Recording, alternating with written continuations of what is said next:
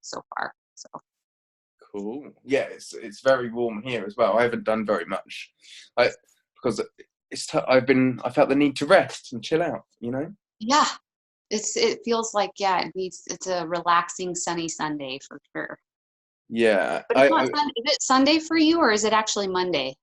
No, it's Sunday for Okay. another I get 6 hours. so confused with the Yeah. time differences. I'm like, I barely can keep up with the time in my own zone. Yeah. That's cool. Good just to be within the flow, regardless of the main constructs. Yes. Yeah. Yeah. I love your picture. Is this something you've done recently with the colours? I'm working on that. Yes. This one here. Mm-hmm. Yeah, this one I'm working on it. It's for a family friend. A lot of the paintings that I do are for family friends. You know, I just love it. It's a passion. That last one that I did that you commented on, that one's going to an art show in Michigan. It's art of interpretation, and the guy he's a professional photographer, and he took a photo and like mashed it up so it's real abstract, and you're supposed to interpret it. And what I saw out of the photo was like the chakra system, but I don't know if it's just because that's what I've been looking at and studying, so it just like popped out. There was definitely the heart chakra. I saw the crown. It was very interesting. I've misplaced the photo, otherwise I would show it to you. Well, I love your interpretation that you brought forth, because it's got the mountain, and it's got the snakes, it's got the kundalini, it's got like stars, obviously it's got all the signs and all the greatness. I think it's just brilliant. I showed it to a few friends, like in person, like around us. Look at this. Well, if you're interested, I can send you a poster as part of like for doing this reading and everything, because I know, partly it's not exactly what you're worth more, but I'm grateful for you doing it. So I'll send you a poster. I love it. I'd love that, and I'll be sure to advertise. My friend, I'll be sure to advertise it as well, and your efforts and how people can purchase things from you. I know I already hold space on the website. Website's a bit like still work in progress, and I'm sure it will evolve to this what I have the vision for in the coming months, at some point somehow. We're always evolving and growing. Yes. Well, my friend said about your post that it should be on a billboard somewhere, and I was like, yeah. Nice! Wow, that's a huge compliment. That painting, I put so much into it.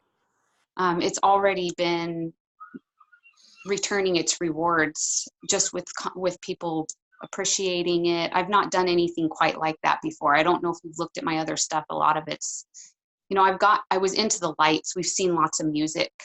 This band particularly, Humphreys McGee, I don't know if you've heard of them, but their light production that they put on is absolutely phenomenal. The lighting guy is great. It was awesome. And it inspired a bunch of my art pieces that I did with the light shows and stuff. That's cool. So that kind of has bled into everything else that I've been doing. How long do you focus on a piece? Like does it come quite quickly, or do you add a few layers and come back? Oh gosh, that's fun. Well, I've been told by family that like this girl that I've been working on this for, she's been asking for it for a couple years.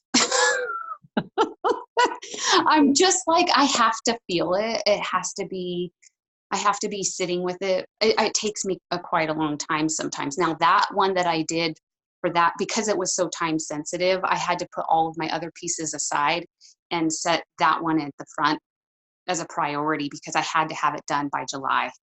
And I had to have it shipped to my mother-in-law who lives there so that she could take it with. So I had to make sure that I had it finished in a certain time frame, which is good. I need to get better about that. So it can take me months. It's worth it for the production. It just depends. I mean, like, and feeling it, if I'm in it and I'm doing it, I can get them done within a couple months, but it definitely takes me some time, especially if I start something and I'm not really feeling it. It can take years. That's okay. That's amazing dedication and inspiration for me to digest and just think about, because I mean, obviously you're correct. You've got to go with the feeling, and when you've got that, then that's when you get results. But the patience you've got to stick at it for such a long time is obviously greatly rewarding and inspirational. So I commend you. It is, and especially when you complete them, and you've got it finished, and I mean, that's the thing too, I guess, with art, is it really can continue on I mean, I could keep adding. I probably could have spent another month or two with that painting that I had to ship to Michigan. I had to be like, okay, it's as done as it's going to get for right now, but I probably could have spent more time on it. I think that's and I don't know if that's the case with most artists. I would imagine it is. I mean, you constantly are working at it, and it's a continual thing. Mm-hmm. Is it something that you've always done, like with the art, or is it something that you've found over recently, or? I've always, since I was in grade school, loved. I think might have been in like third grade when I sat and I just was so distracted by everything around me, and the only thing that got me centered and felt comfortable and at home with myself was when I was dove into the art the way, and I remember it was a whale.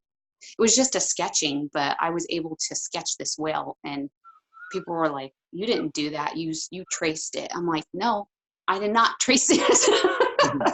That's me. I just did it. I was able to do it." And it just, that feeling of being like, looking outside yourself and going, wow, that actually is pretty damn good. Yeah. Getting out of your own way. So it feels good to create art. It's definitely something that I've had a passion for a long time. So I love it. And so your logo, one more question about the art. So the logo, butterfly with the white behind you, the infinity. Yes, that's been that's new. That's newish. I just started messing with that. I've always had a connection with butterflies forever. My first tattoo was a butterfly. I drew this self-portrait in, I think, 7th or 8th grade, and it was a butterfly. My name's Shanna, so everyone calls me Banana. So it was a banana with legs and a butterfly head.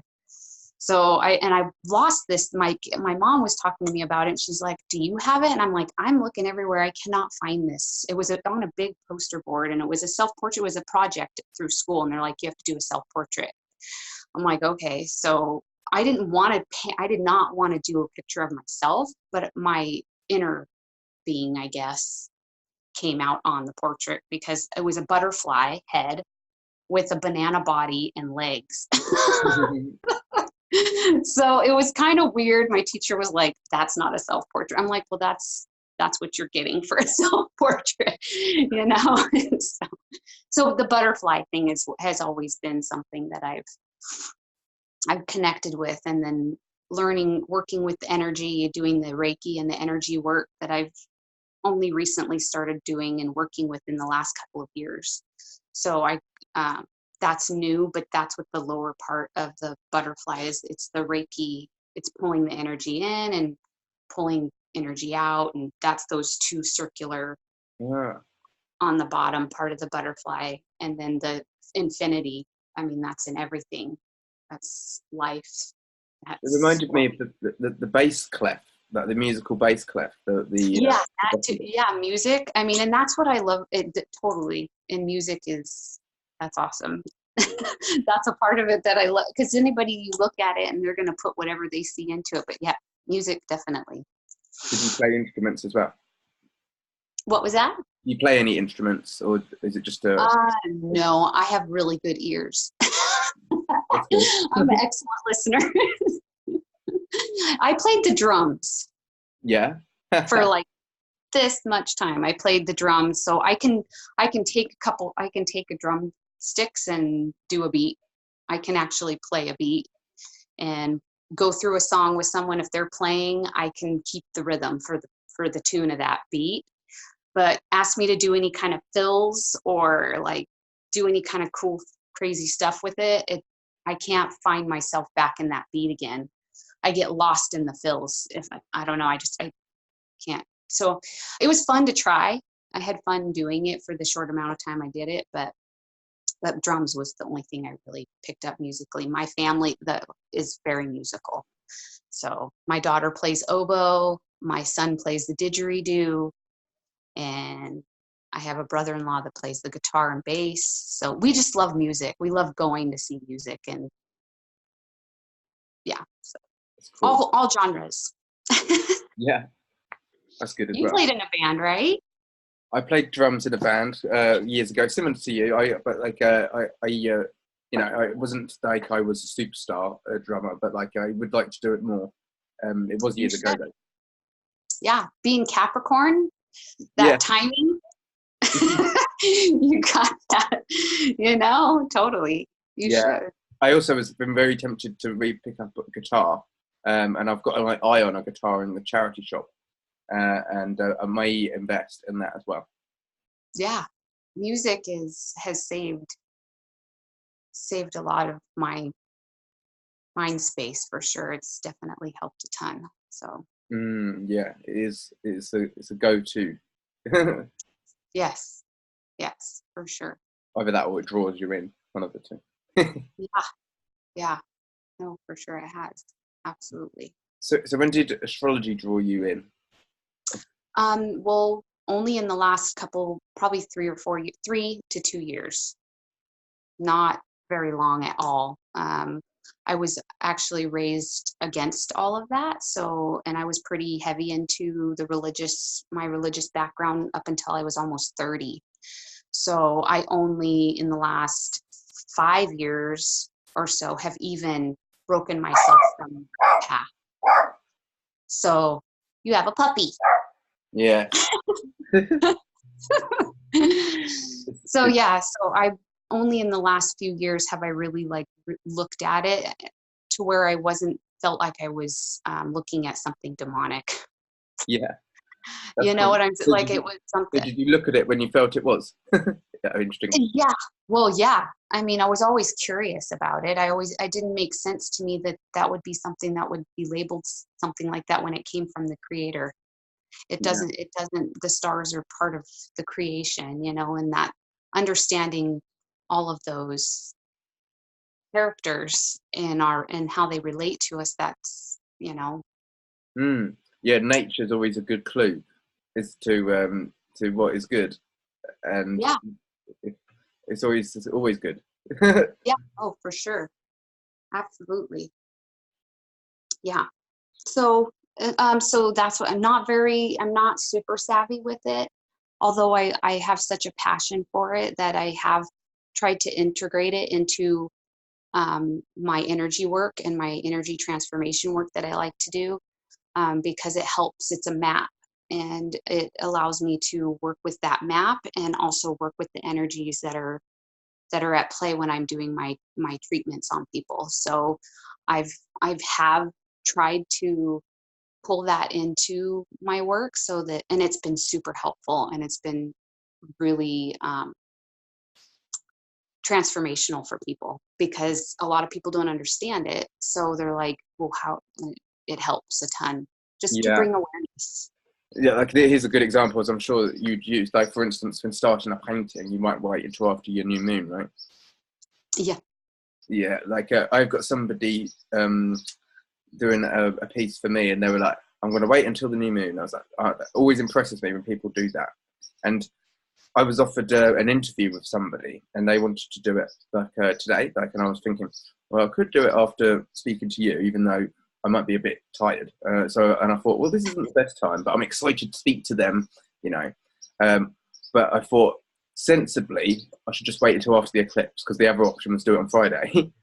And so I went with that. And it's just about knowing these things, isn't it? Because then we can utilize the energy so well, and it pays off so much better. Oh, absolutely.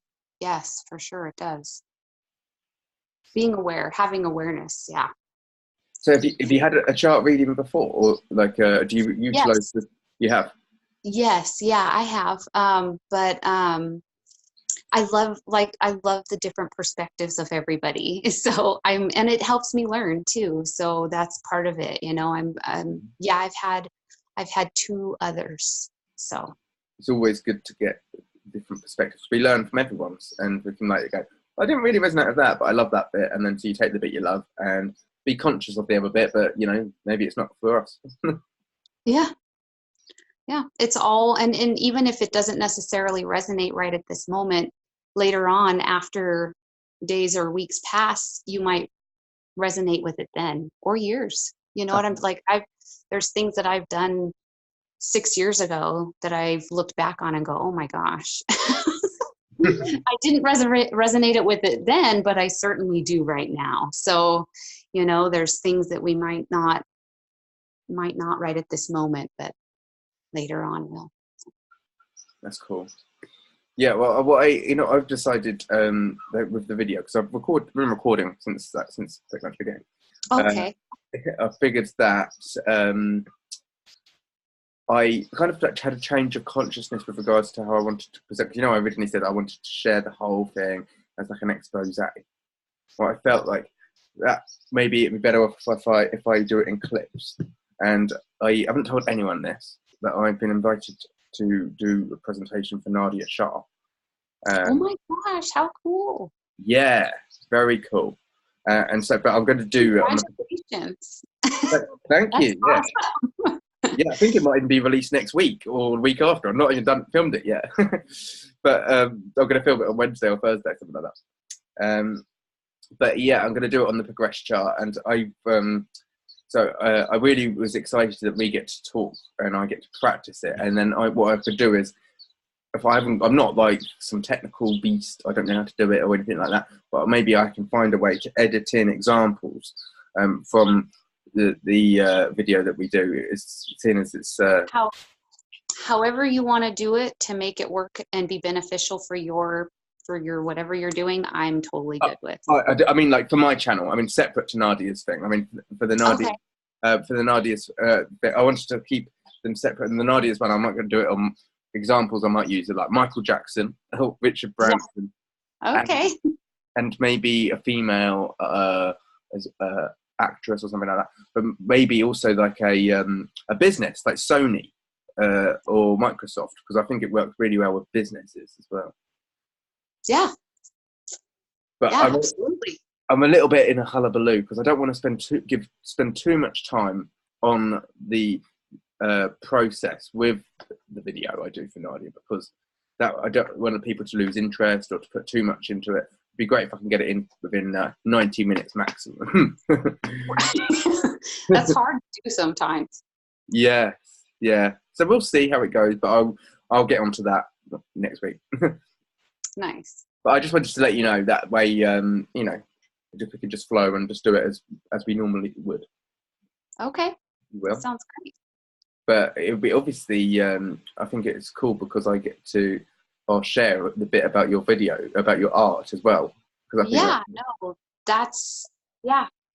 I'm just super excited how when we look at the chart. Yeah. You're so intuitive. I'm super excited to see what you can pull from the chart.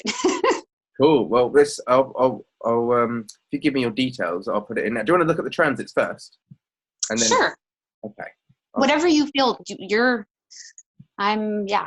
Well, just so that we can look at the energy that we're doing, what we're operating through right now. Okay. Can you see that? Yes. Cool. So this is now where I am. We really don't ignore the ascendant or anything. What we do is we can just change it a bit.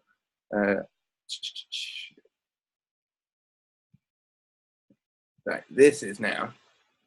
And so the moon is almost in the dark phase because the last new moon started about I can't remember what degree it was specifically. I think it was about 15, 16, 17 of Gemini. So we're almost in the dark moon phase.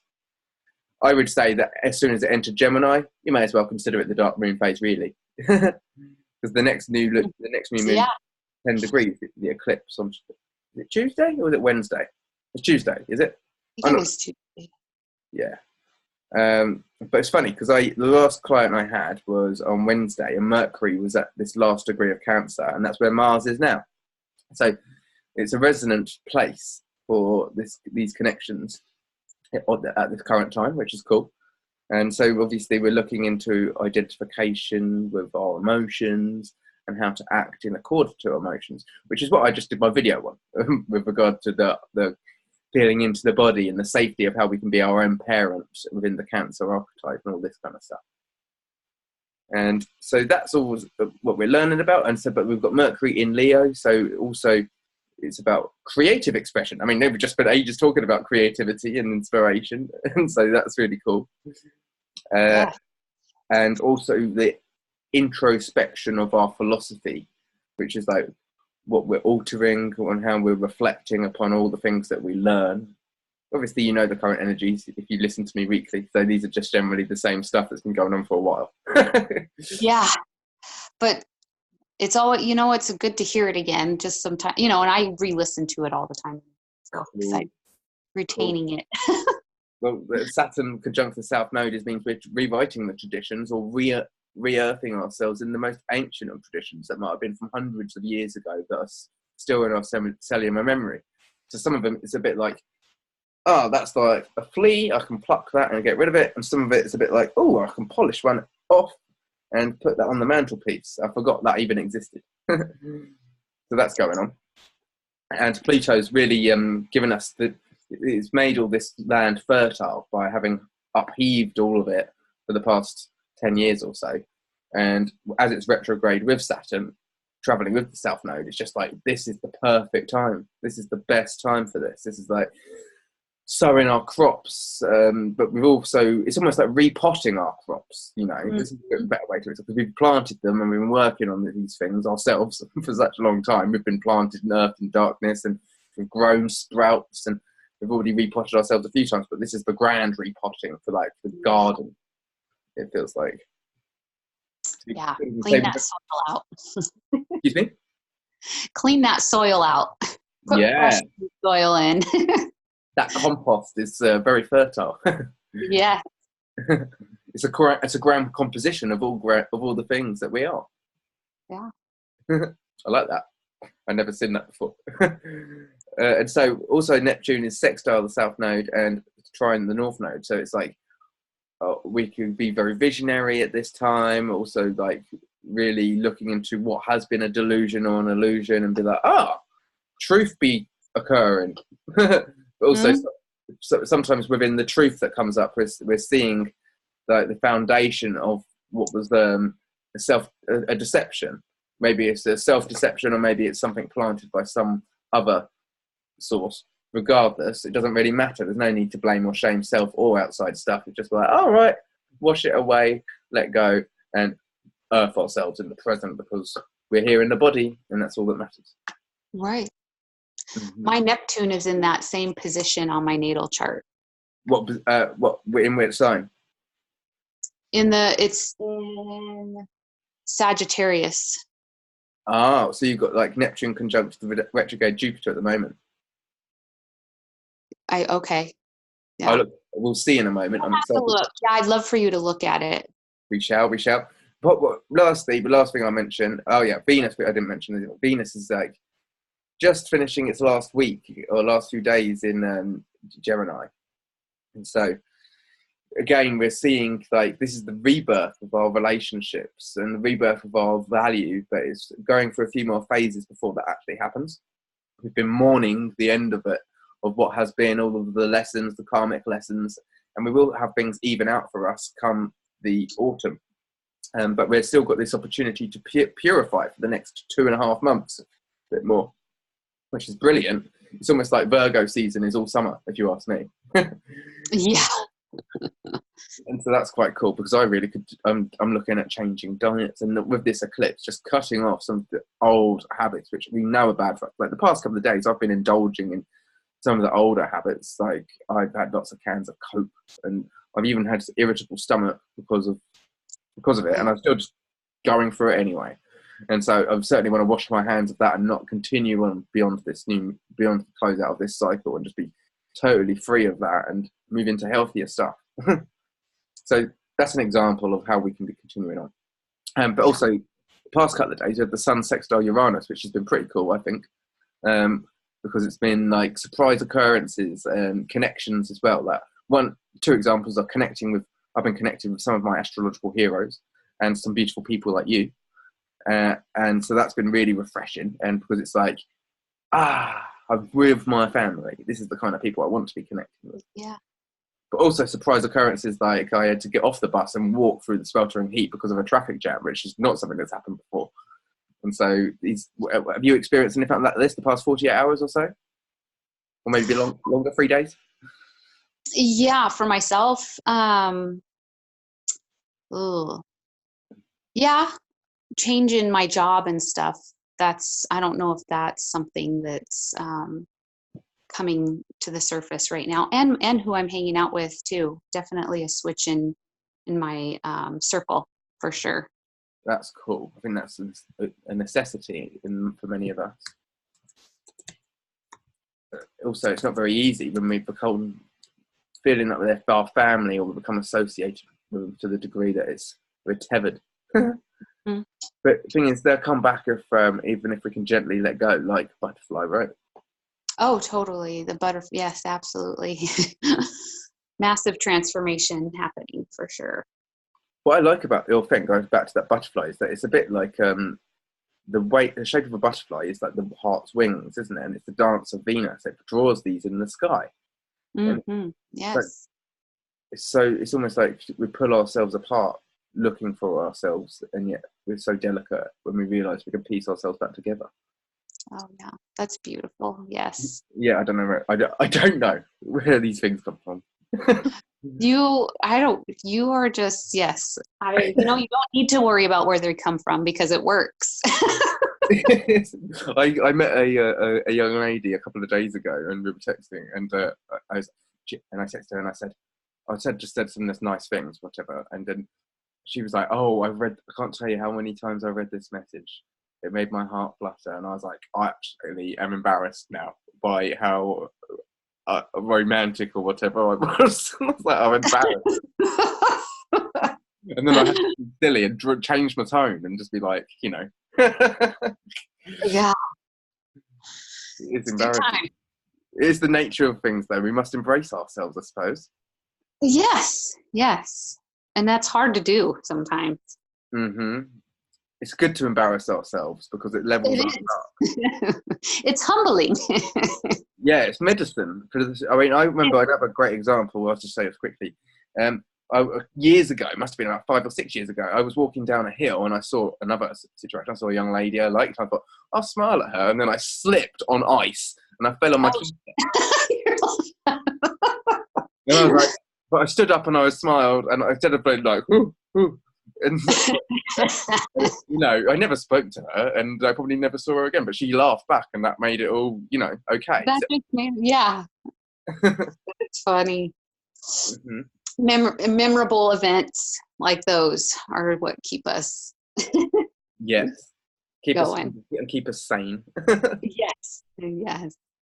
So when can I get your birth details, please, now? Yes, February 3rd, 79. Cool. And it's going to be 5:05 a.m. Okay, that's cool. In Laramie, Wyoming. Okay, so is that W for Wyoming? Yes. Take me a second. I'm not as good a geographer as I am a astrologer. No, I'm. The only reason I've gotten somewhat decent at it is because I've been looking at this stuff. Yeah. It's like I was terrible in school with it. Didn't know anything. Or east, north, southwest, east, north. I was terrible at that too. So understanding just the simple south, north, east, west, I watched professional wrestling for about 20 years, and that helped me with America a little bit. Oh, professional wrestling? Yeah, because they tour a lot with their shows, so I learned a little bit of the country. Oh, okay. Nice. My cousin loves the wrestling. Now, is this the wrestling that's like, who is that wrestler that played in Princess Bride? The giant, is it Andre. Andre? Yes, that was my cousin's favorite wrestler. Is that what you're talking about, that type of wrestling? Or Yeah. is it different? Oh, it is? Okay. Cool. Yeah, I knew someone else that was their relationship to wrestling was through that movie as well. Yes. That's the only thing I have that can connect with that. The gentle giant. He's a good actor too. Yeah, he's French. It is acting. I mean, it's all acting, right? It's not. Are they really actually physically doing? No, they work together to pull the wool over the eyes of the audience. It's very mercurial because they're communicating with each other and they're orchestrating this Shakespearean pantomime for everybody. And so I love it. Yeah, no, totally. It is. It's super cool. So, where was the other place? Wyoming, or what's the town called? It's Laramie. It's Laramie, Wyoming. So how do you spell that? It's L-A-R. L-A-R. Laramie. Yeah, that's it. Albany. I've got the west one or just the one in Albany? I think it's west. I think that's the one I've done before, but I think it's west. So you'll be, when I pull your chart up, you'll be familiar with it. Yes, I should be. Yeah. Right, I've got to correct the time because for some reason this thing has been. I put the time in and then it just changes it back to what it wants.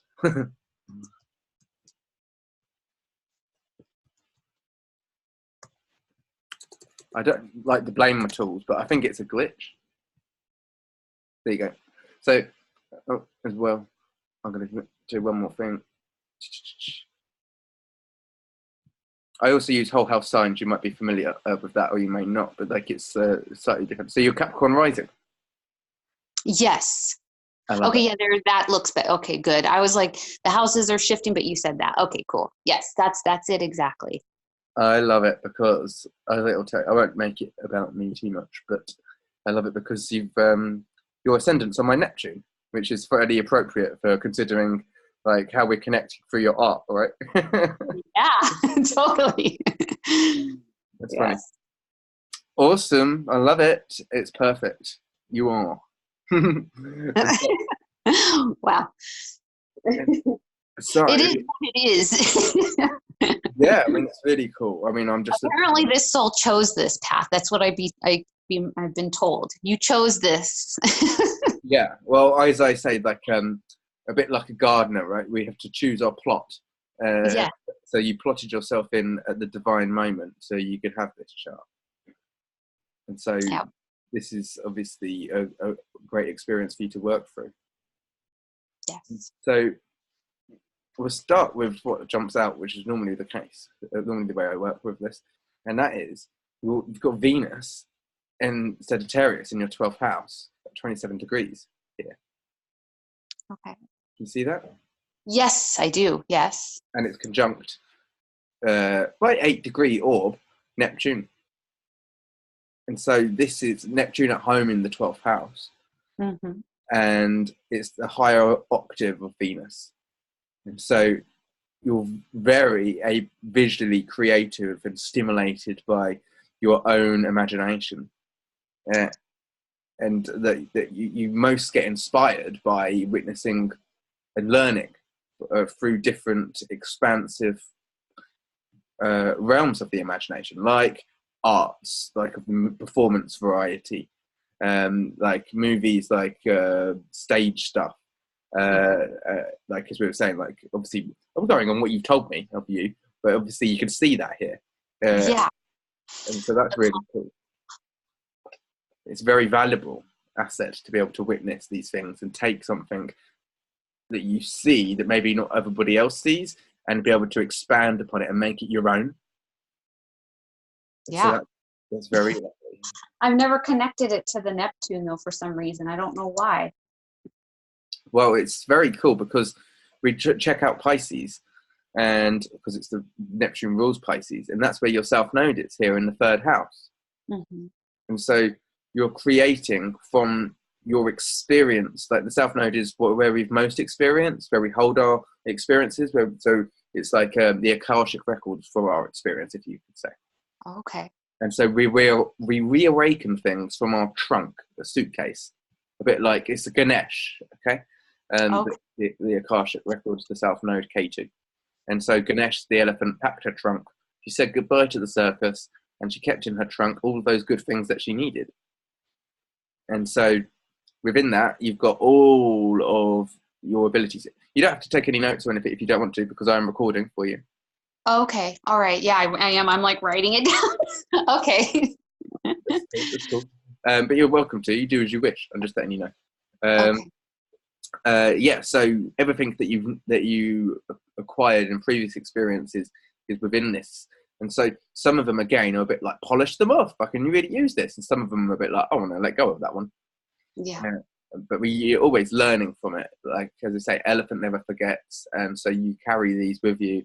And you can also reprogram, like, as you let go. Like, as I say, with our cellular membranes, we're not like imprisoned. So if they are, again, like delusions, if you will, or like visions of self which doesn't resonate, or visions of some other situation that doesn't resonate, then you're able to like transmute it and let go of it. Okay. And it is, Pisces is so much about being between the worlds and being caught between here and there, in states of imagination. And so it's how you witness other people's conversation. It's how you gain your ability to share and bridge connections with others. In a sense, I'm just trying to find your Mercury for a moment.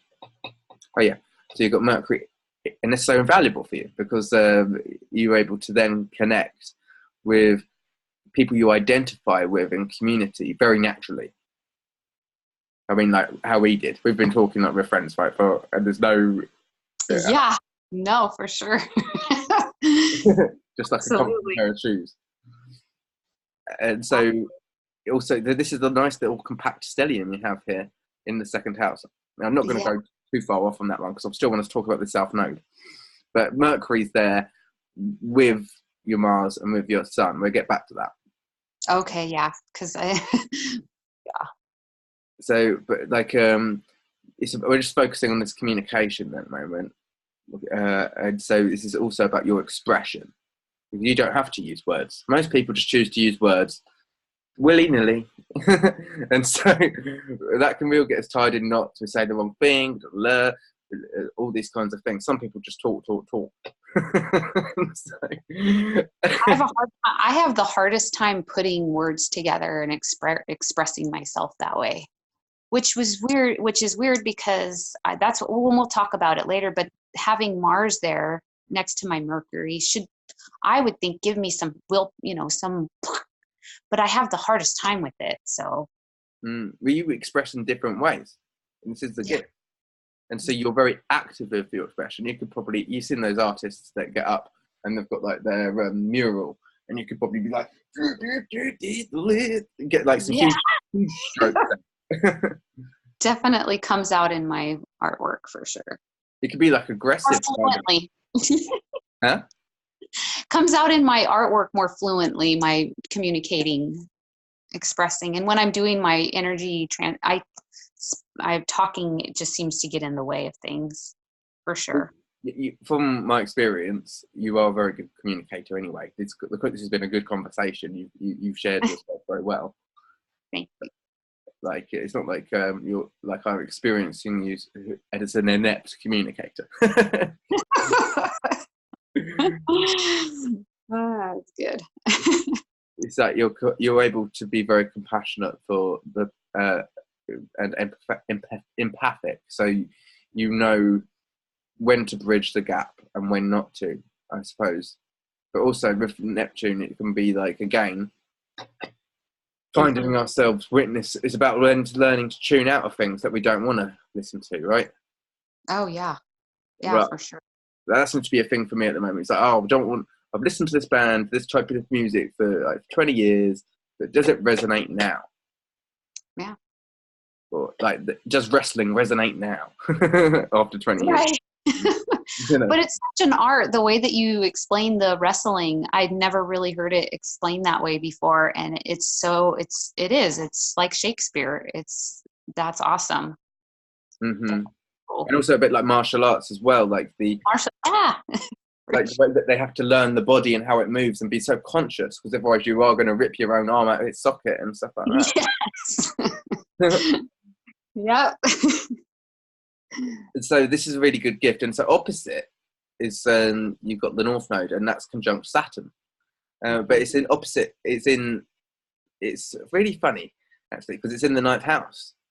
And so you've got your nodes in the polarity of a Gemini polarity, because the third house is ruled by in a Mercurial polarity, because the third house is ruled by Gemini, and yet your North Node is in Virgo here, and so that's Mercury as well. So it's very much about this communication, about this witnessing of ideas and making them your own, giving structure to form of the different details. That's Saturn in Virgo, of this expanded philosophy, which you're always learning about and able to teach about also. And so you teach with your expression, not necessarily with your words, although you could, if you choose to, and I'm sure you do in some varieties and some manners. But you're able to really show people in other maybe not traditional ways how you feel and how you are willing, or how you want people to discover themselves, maybe. Mm-hmm. So that's really cool. And it's always by trial or error as well, because North Node's trial or error. It's like, but also there's some of the most brilliant things can come up by when we trial, and so it's like trials and tribulations, isn't it? And so we've got to give ourselves our tributations when we go into these unknown areas of exploration. Absolutely. Yeah. I like it a lot. And so with Saturn here retrograde, it's like you are trying different things that are out the box with the way that you do this.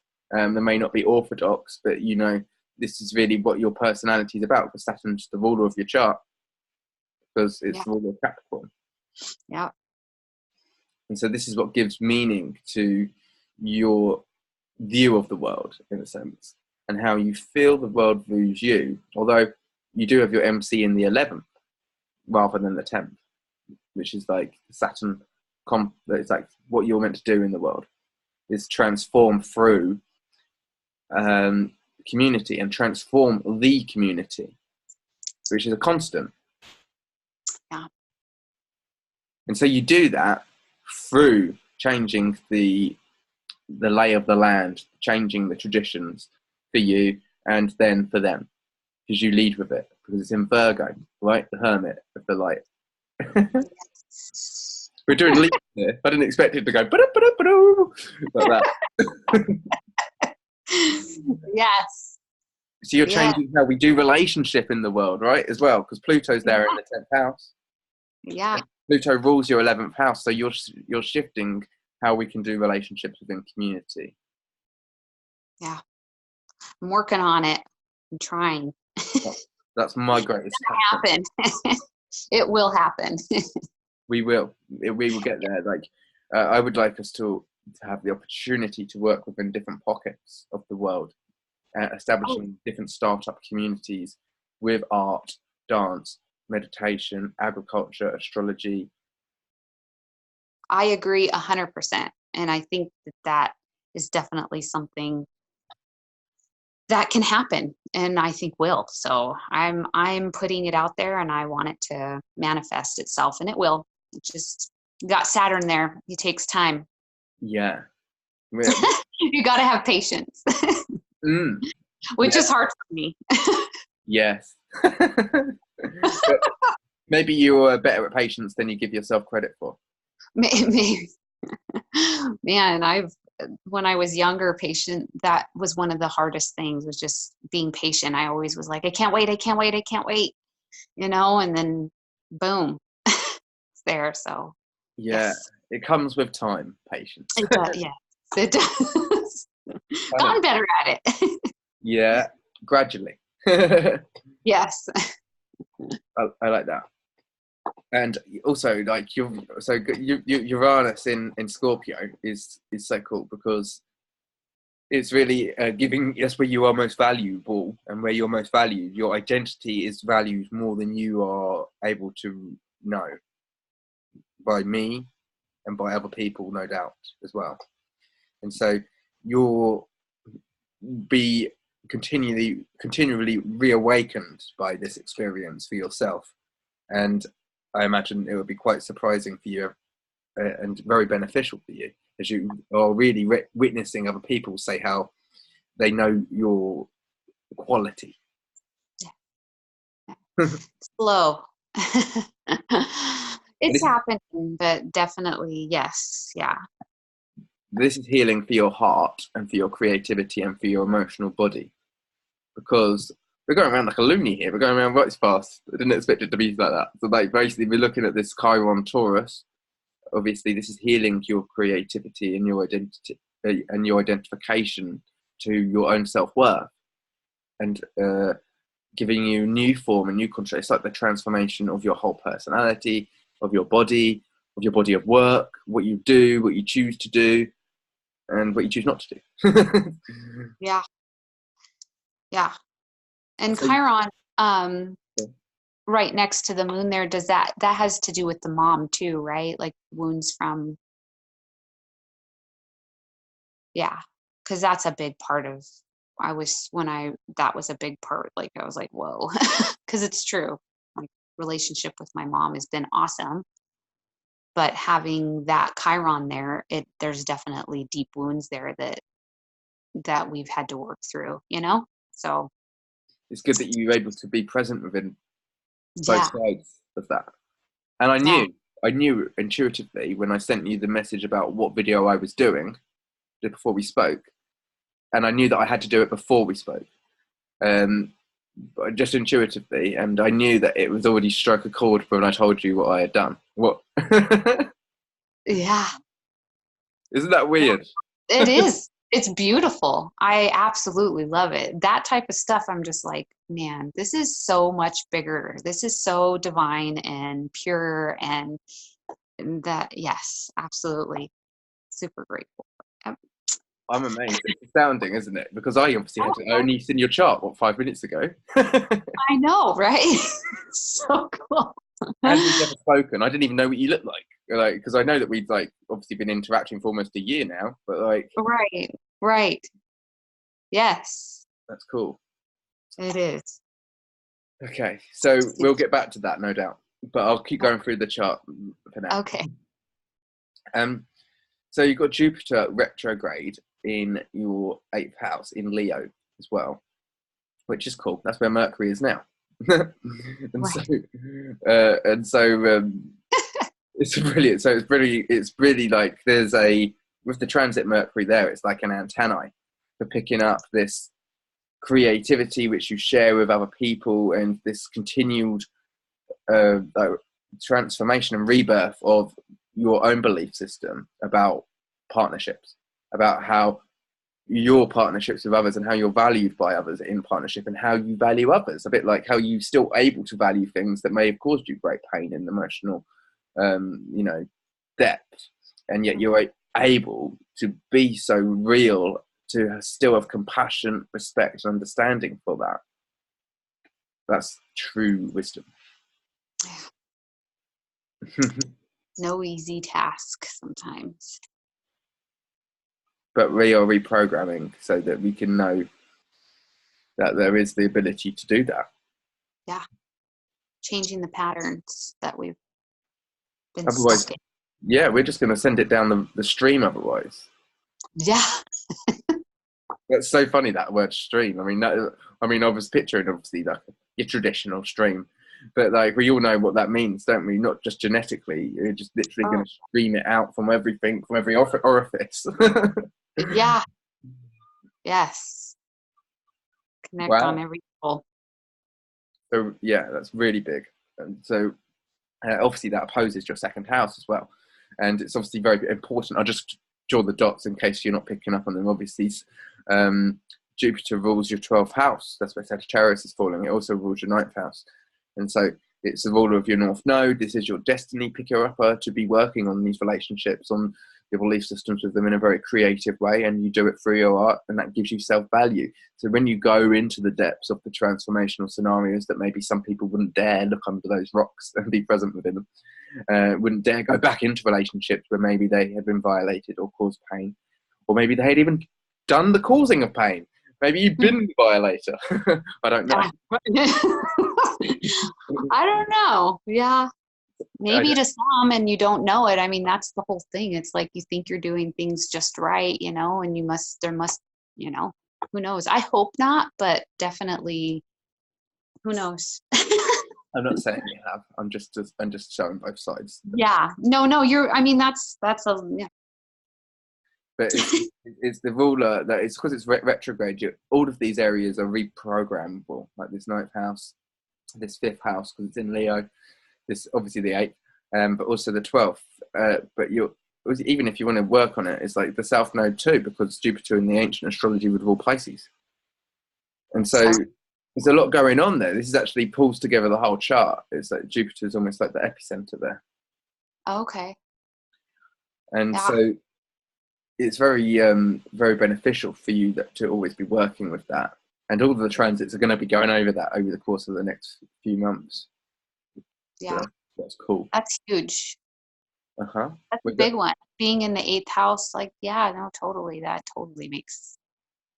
Also, with your 8th house ruling your 11th, well, it's ruling the 11th in the sense that's the Scorpio energy. And, right. And the 10th, Pluto there. And so this is again about the transformation of your relationship to the world, and also within groups and structures of things where you share people in common with, social networks, and your local, I don't know, farm shop and things, and the local museums, wherever you do explore and congregate. Yeah. It's been pretty, yeah, that is awesome. You gather a lot, but you probably share as much as well. What was that again? I'm sorry. You gather a lot from all of the experiences around you. You probably share just as much as well. You got a lot to offer. I'm doing a lot more gathering and processing. Not as much. I mean, I'm getting more comfortable with myself to share that, you know, what I've gathered, but it's definitely, it's more gathering. Mm-hmm. Well, I feel like it'd be fun to go forward and then go back. I don't know why. Yeah. But so I can see that we can just go through the transits of the next couple of years in brief. And we see that right now, obviously, we're dealing with all this stuff in Capricorn, and that's pretty cool. But I'm pulled to say that we're going to get the conjunction of Jupiter and Saturn in the beginning of Aquarius. And so that is almost a bit like, right, I'm setting up my table. It's a shop. It's a bloody fortress. It's the community base, and I'm the center of it. You are basically like, you could say, the high priestess of it. You're like necessity. Everyone is going to be wanting you to do this. Everyone's going to want you to do that. And these are the things that you've been working on, and like yourself. So everyone's going to want you, because you have got the qualities to offer to these communities, your ideas that you've managed to process and witness and gather and be within.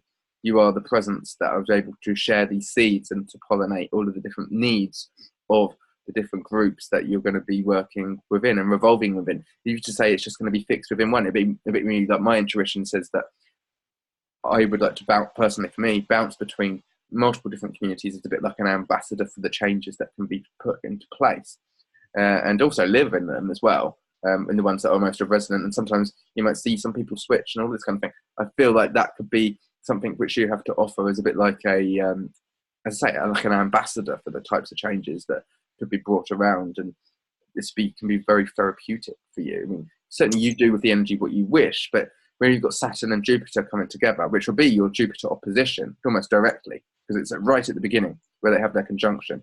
And so this is all that will be most that you can expand within this Jupiter cycle, a bit like a full moon in regards to your personal Jupiter life. So 6 months ago, you wouldn't have known what you were setting out on. it's not 6 years from now. 6 years from 2021 when it happens. And so it was about 2 years ago. You'd really, really defined like when Jupiter was in Scorpio, which was a couple of years ago. Like Yes, really, but which like is when all of this started to happen. it'd have been on your MC, right? Yeah, and yeah, That had to have been, because if you're saying it was a couple years ago, that's when I started looking at all of this stuff. That's when I found the syncretism and found all of that stuff. Like I came up on it on YouTube, and it just started funneling in, and it's not stopped for the last couple I felt like it was 3 years, but and maybe that was, but really 2 years solid, 100% the last 2 years for sure.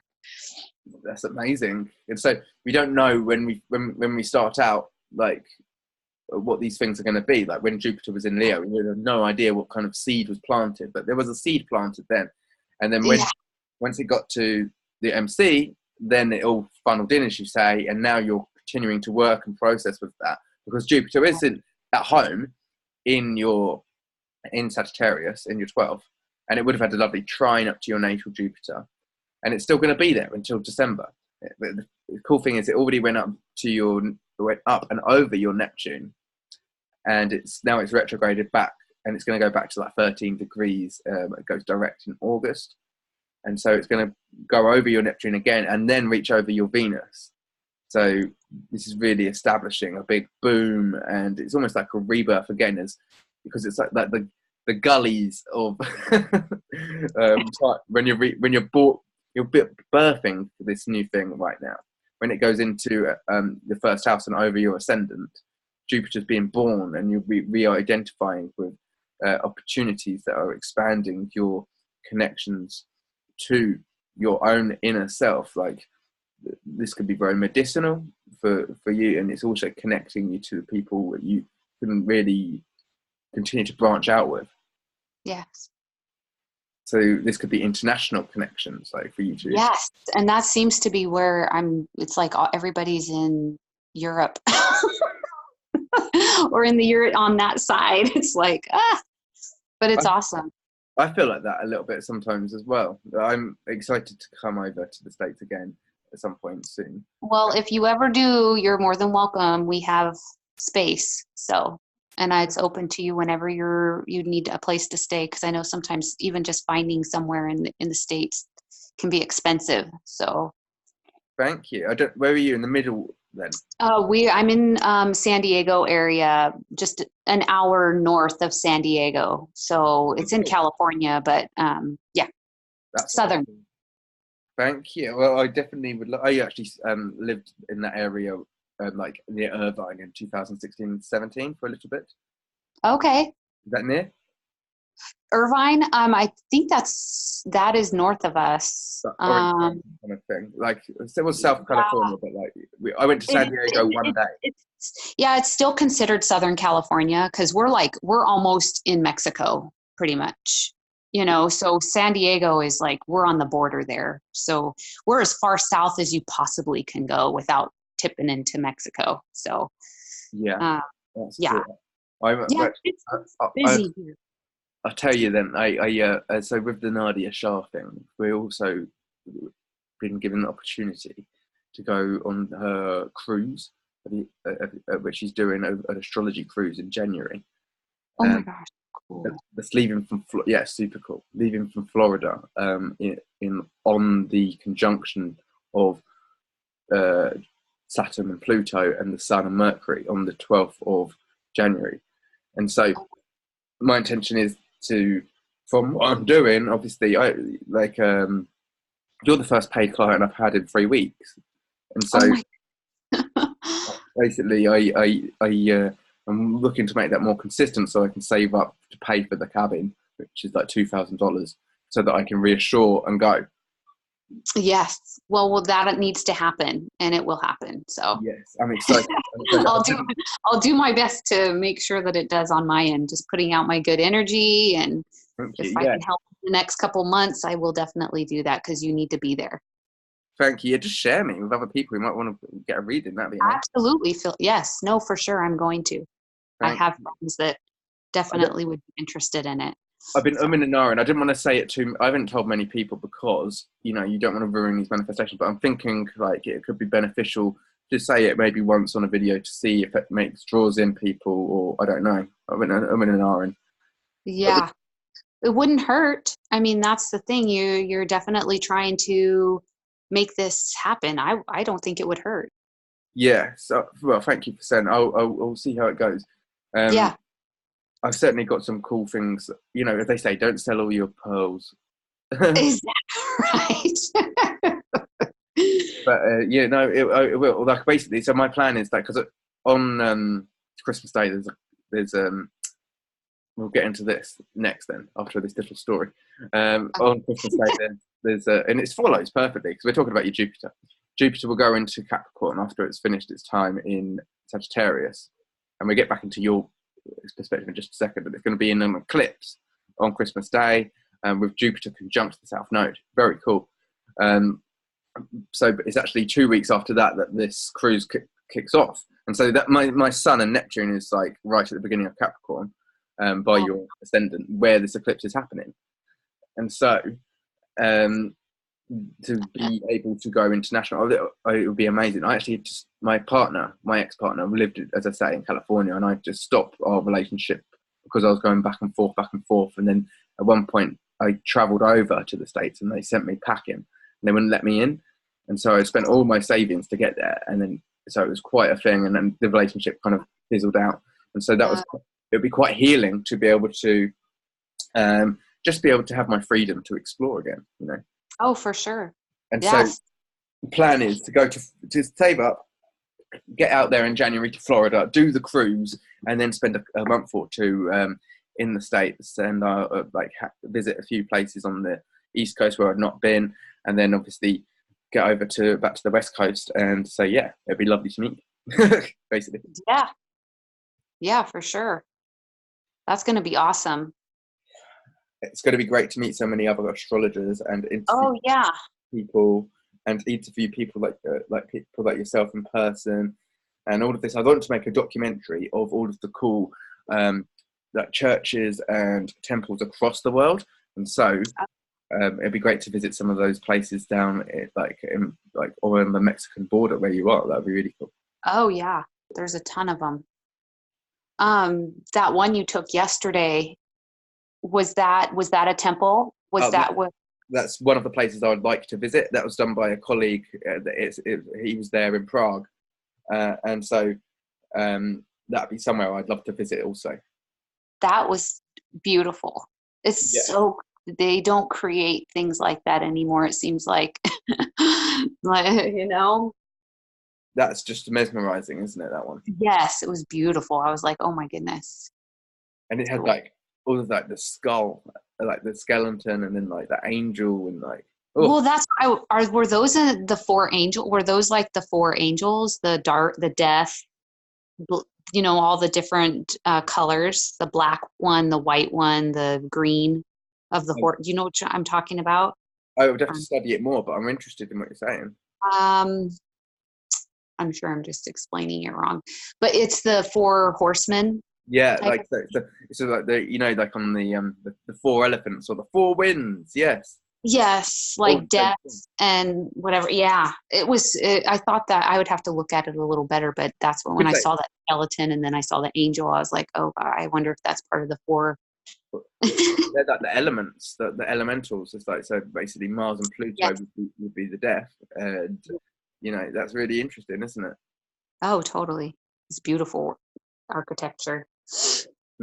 I would love to, because they're like our heritage and they don't get celebrated. Certainly not where I am. Like, it's just heads in the sand kind of stuff. Even though there's churches here everywhere. Yeah.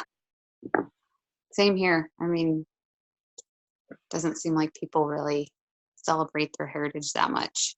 No. I mean, other than being so close to Mexico, I mean, they're pretty heavy. They're pretty strong with their heritage, I was just learning about I watched a video about Seven Bournemouth. Did you watch Seven Bournemouth Inner Standing?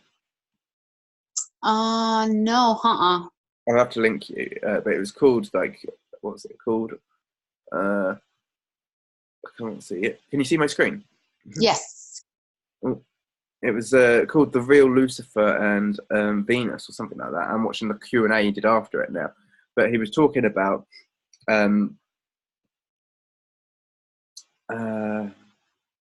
just the archetype of Venus and how it's been bastardized Oh yeah. so badly. And the woman archetype in general, and how it's turned from this goddess into this Venus archetype, which is a half-truth, into the Lucifer kind of like stepmother, wicked. Oh, interesting. I'm definitely interested. Yeah, it was very deep. He went beyond, and but in a very, and he does it in quite a grounded way, which is not covered in Fear, which is really useful.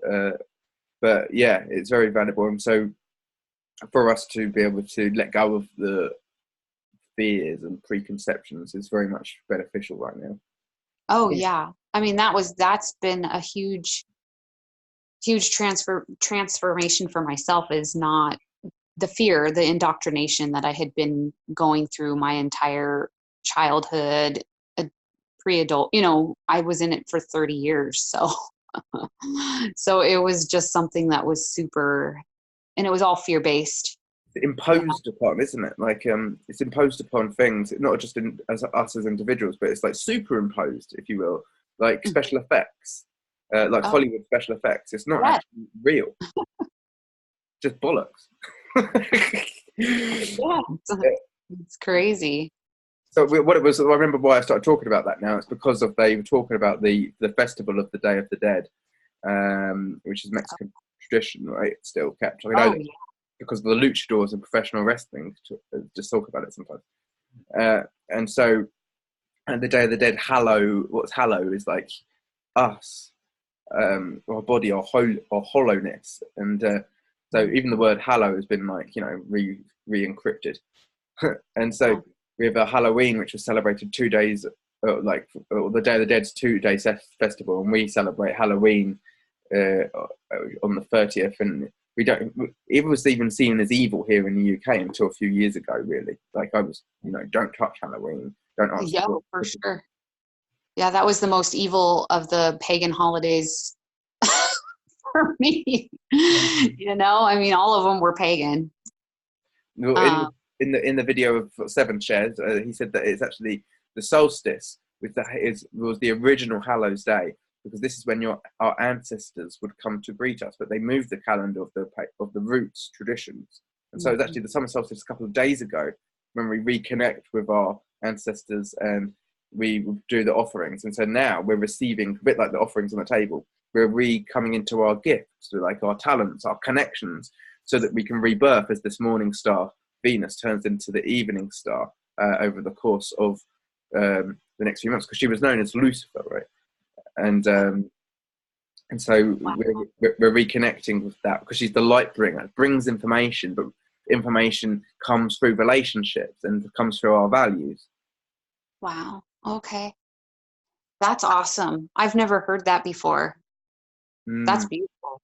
Is that part of that documentary that you were talking about, that he goes into depth there, or was that just something different? Yeah, that's all that. I'll link you now so I don't forget. I'll put it in the Facebook. Yeah, please, because that's awesome. Yeah, it was awesome. It was really fun to watch, and I've still not finished watching the Q&A. I'll get back to that later. Yeah. It seemed, being able to connect even with ancestors like that, we're so disconnected on so many different levels. I mean, even just simply just by what we eat every day, I mean, we're so disconnected. I mentioned that a little bit in my video about what I just made out the shop around the corner. I said about. Did you just do that this morning? I didn't get a chance to. Oh, I haven't uploaded it yet. It's the one I did. Oh, you haven't uploaded? Okay. All right. I said about the connection to our mother is actually when we're reconnecting to how we are here to parent ourselves and listen to the subtleness of the brain in our stomach about what's appropriate for us. I touched on it very, like maybe one sentence, but it's just like it's reconnecting with the intuitive, subtle nature of the gut in the stomach, which is, I think that rules cancer, like, as well, like subtlety of that. Even though it's the breast, I think it's actually because the inner tube goes down to the stomach, because that's where the milk gets perpetrated from. Perpetrated. Yeah. Yeah, no, for sure. That's what you were saying. I was kind of lost there for a minute earlier when you were saying that was part of the intuitiveness with me talking about my mom. Now that's connecting. Okay. It's cool. I was like, okay. Nice. It's a bit like the crab I say in the video, so that we go out and then we go within. But when we go, it's because we haven't felt safe to go within, because it's all darkness, that we haven't felt safe within our own bodies. So we're always looking out here for the answers. We're looking to someone else. We're looking to this, looking for a parent, looking for a friend, looking for a lover, even looking down to our children. Down being the thing. We should be looking across at people saying, hey, I've got answers within me and you've got answers within you. Now let's go dance. That's beautiful. That's the stuff that I love when I watch your shit. I'm sorry, not to cuss, but that's what I love. It's beautiful. Thanks. You have a gift, Philip. It's awesome. And I appreciate it. Thank you very immensely. Much. Well, let's get back to your gifts. I appreciate it. You're a poet and you don't know it. I'm trying to embrace it more. I'm just kidding. I actually would like to write a book. You should. And get it up there so that, and get it there really quick, like in the next few weeks or months, so that it's on Amazon and people could just buy it. Because Ralph Smart really inspires me, because he's got his book out there. Ralph Smart? Yeah, because he's had his book out since 2000, over 10 years. And once your book's written and out there, you don't have to go rewrite it again. It's not like having to come back every couple of days and do a YouTube video. No, it's true. I absolutely agree. You definitely need to put a book together. I'm sure you're already, but I agree. I'll buy it. Oh, thanks. It means a lot. And so, yes, so Jupiter going forward, this is interesting. We'll pick up where we left off. Okay. Jupiter is retrograde like it was in your natal chart, but it's going to be moving direct as of August, before Venus is reborn. And it's going to go over as the same time as we're coming into the evening star energy. It's going to go over your Neptune, over your Venus, which is brilliant. I love that. And then it's going to go into Capricorn in December, around the solstice, or the beginning of Capricorn. Then we have the solstice, we have the eclipse on Christmas Day, like 2 days after the solstice. And so Jupiter's going to be at like 6 degrees then, just over your ascendant. So like the week before Christmas, Jupiter's going over your ascendant, something like that. Okay, wow. Brilliant. Like, it happens only once every 12 years. So you can think back what was going on 12 years ago. Okay. As of, you might want to say 2020, so you want to think what was going on in 2008. Okay. All that kind of thing. Yeah. And what's really broadening and coming into fullness for you with regards to partnerships, creativity. Well, and that's what I was just going to say, was partnerships, definitely. But yes, no. Cool. Okay, that's awesome. For your awareness. And so basically with the eclipse again, it's about letting go. And so for the world, I see letting go of Jupiter stuff, letting go of things like the Vatican's lies, because we're going to see that it's in Capricorn with Saturn and Pluto, which hasn't happened for 750 years. Wow. Okay. Dang. That's really going to be intense. Yeah. But the funny thing is that we put ourselves into the positions to be able to be the flag bearers for the solutions for what is crumbling archetype of the church. And that's going to affect the whole world. Oh, sure. I mean, that's what I've been talking about for 2 years now, with regards to the church, because I did a video with Astro Larder on it in 2017. And I really didn't know what I was still fumbling around in the dark. I could just intuitively feel that that's what's going to be going on. And who's to say how it's going to play out? I may be wrong. But either way, it's about the changing of our beliefs in various different areas and the temple and construct, even about our bodies and what they can do. As we're time traveling Merkabas, and we're doctors of time. And who's to say what we could even see such a change and shift in what we're able to access as we continue to process this. Yeah. And so it's going to be you could say it's the shifting into your new identity and the courage that takes for you to let go of the old, obviously, is really a coming out party for you at the end of this year and going into next year. Yeah. So Feels like. Yes, no, 100%. Because I feel like that's happening. That's been like it's manifesting. It's growing. Yeah. It's almost like and to take away the butterfly analogy for a moment, it's just imagine being a chick in an egg, but you started to be able to find that you're a fully formed chick and you can rock the egg a little bit. And yeah, so that's kind of where you're at. You're rocking. You rock. And you're yeah. Like I'm a little egg still, yes. Not quite sure ready to break out of that shell. But that's okay. You can still like do like a caveman art on the inside and still cultivate your. There we go. That's what I'll do. Yes. Yep. I love it. And then I can keep the pieces later and put them back together once I break out of my shell and make a masterpiece. Yeah, and you know that there's other people in that nest that you're going to be helping teach to fly because you're going to be cracking out. Yeah. Wakey, eggs and bakey. Yes. So that's quite fun. And also at that time you'll be closing out your sun cycle because it would be a month before your birthday, which means that next month in about 33 days or something from now is your solar opposition. And so you're still expanding what you're creating at this time. You're still expanding your relationship to your creativity that's still growing for the next month or so.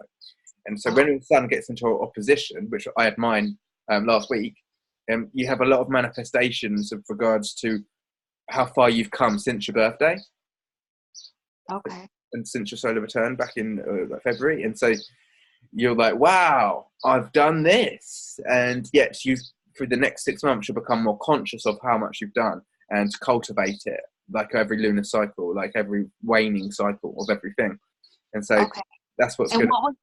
What did you call that? It was a solar, what did you call it? A return, solar return? Solar opposition will be opposition. Okay. when the sun reaches 14 degrees of Leo. Okay. So that'll be fun. It's always good. Like I had actually quite a lot of poignance with regards to mine, and I've started to think actually they're the real birthdays. They're the real time to celebrate is the solar opposition rather than the actual solar like conjunction. Yeah, the return, the birthday. Okay, that's interesting. Okay, yeah, you're right, because it's a polarity there. Mm-hmm. You sometimes see more from that. That's awesome. Yeah, okay. I mean, I've witnessed it the past 2 years. Only happens obviously once a year, so maybe next year I'll make a video saying that. Yeah, sure. I was going to ask, is there anybody that has ever mentioned that to you in your, like, as far as astrology for you as being as involved? Have you heard anybody mention anything like that? No. Like recognize that in a chart? I noticed it just from studying the cycles of the moon as the template for all the cycles. That's awesome, Philip. That's cool. Because that totally resonates. That's magic. Yeah, that's awesome. Yeah, the moon teaches everything. It's because it's the mother archetype, right? And so we learn so much. Yeah. Mm-hmm. Awesome. And so you learn so much, just while we're talking about, you learn so much from how you nurture others and how you are nurtured by watching other people's nurturing to other people. So be like, oh, you might be in the park, for instance, watching how 2 children who are brother and sister take care of each other when they fall over or whatever have you into a bush because they're playing, and that one of them might pick each other up, or they might or they might not. And so you watch and witness and you learn by the observation of these things. Yes, definitely observer. Uh-huh. The youngest of 4, I did lots of observing of my older siblings beating the crap out of each other. It was good times. I was just happy I wasn't involved in it. Sometimes the best way to... Sometimes, right? Yeah, I found like what I'm trying to learn is like don't give advice and just witness And if it can do that, then that's the best therapeutic and astrological way to be. I mean, obviously, you give it a slice of, I mean, it's habit, and also just through our natural empathy to give a slice of what we might think or feel, but try and return it to not being a persecuted dictation. You know what I'm saying? Yeah. Which, that's a real practice. Oh, yeah. I only just started that one, really.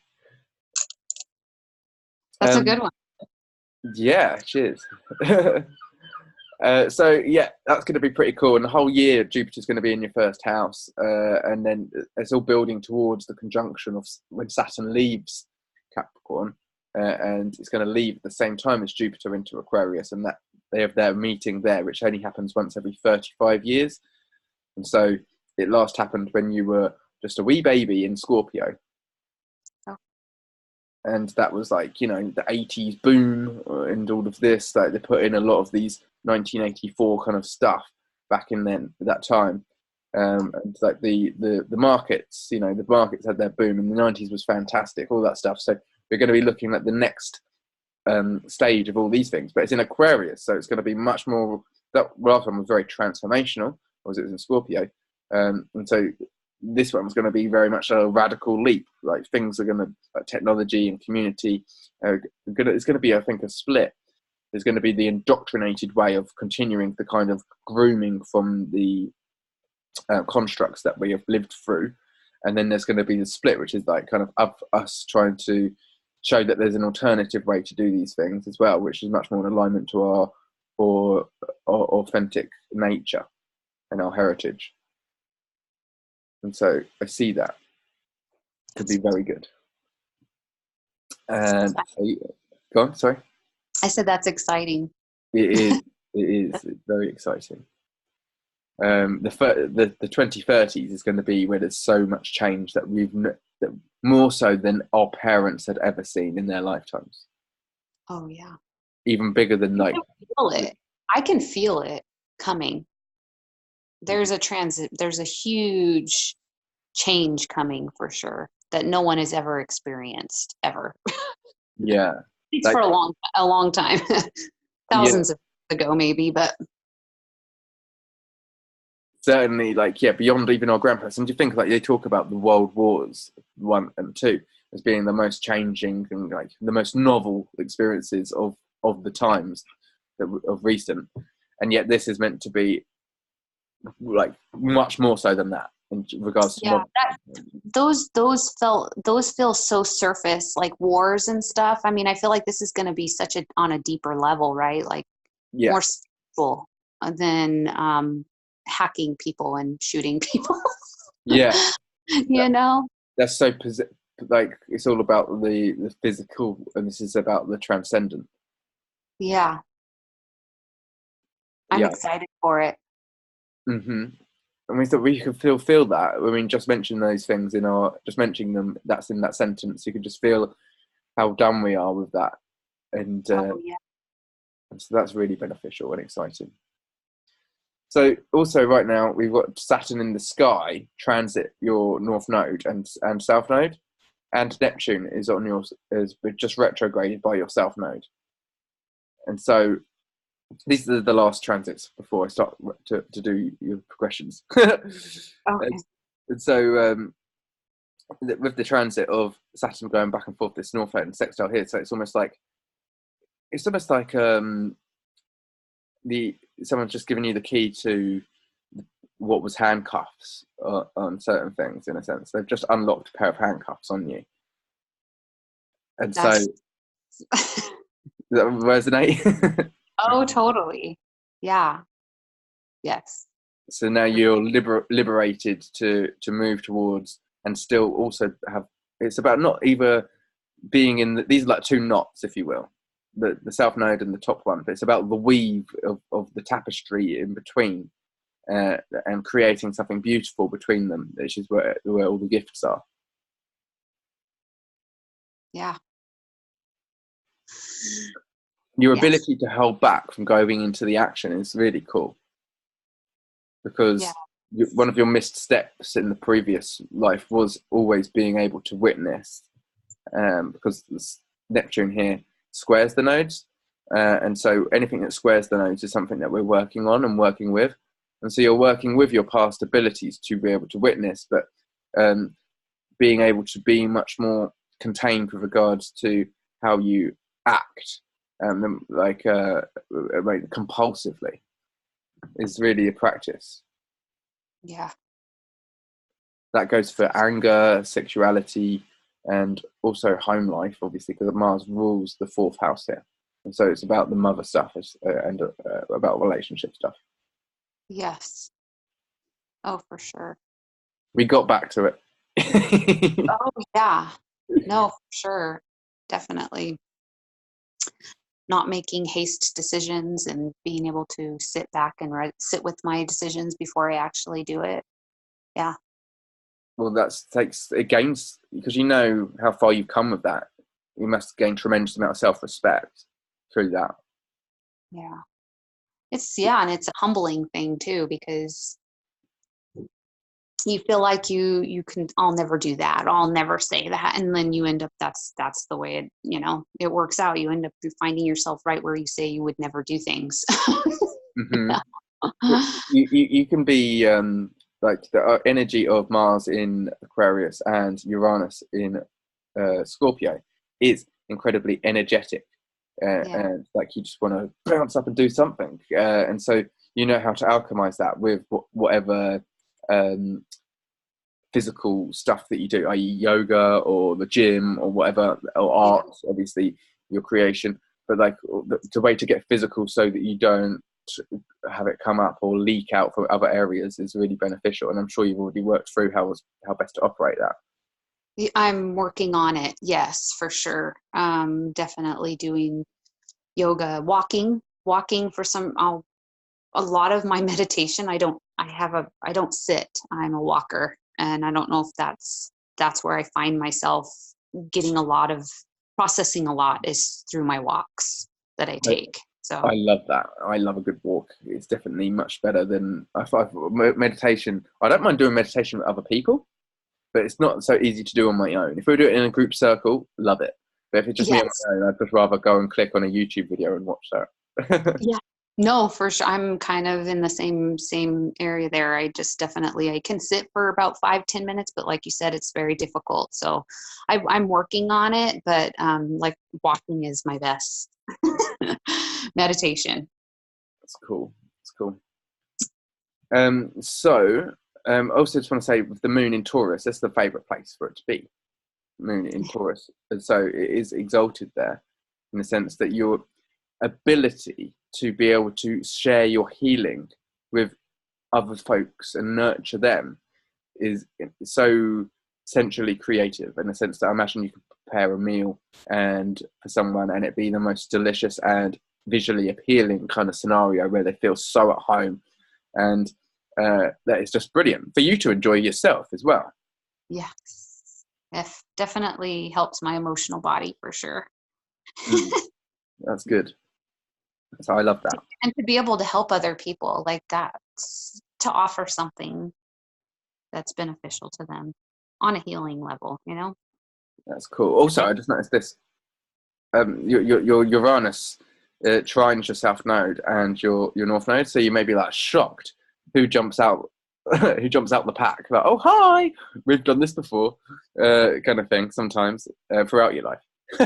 Oh yeah. A bit like how we are now, but also throughout like many different experiences throughout the entirety of your experience. You're like, oh, there's the familiar things, and then there's the new things, and then there's obviously this resonance between old and new, and which things to let go of and which things to move into your new temple, or which things are appropriate for your life to expand with. Yes.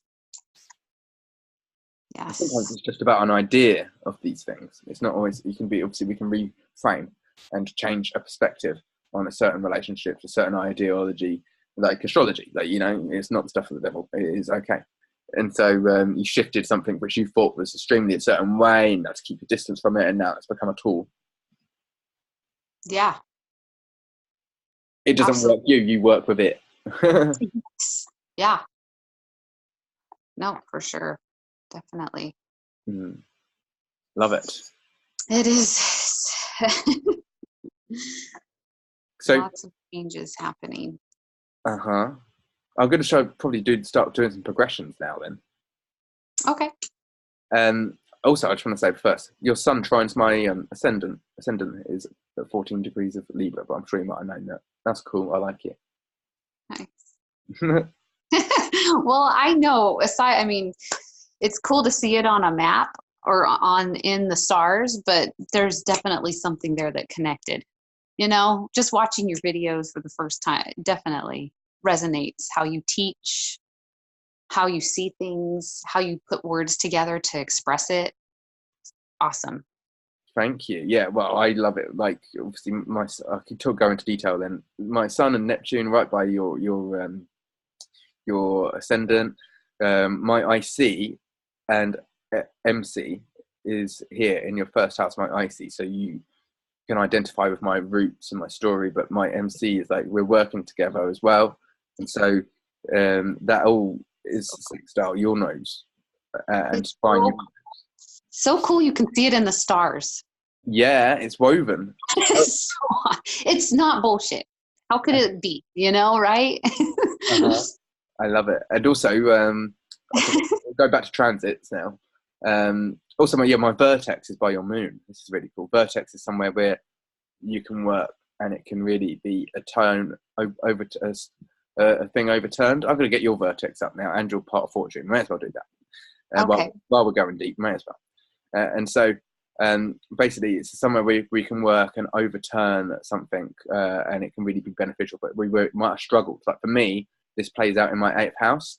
So bringing in, being self-reliant, being able to value myself and earn money and all this stuff has been a continued thing for me. But it's once I learn that I can earn money through other people in partnerships, business partnerships, doing occult stuff, or whatever, then I can bring money in. And so because Taurus is money, and so I get self-respect and quality and all this.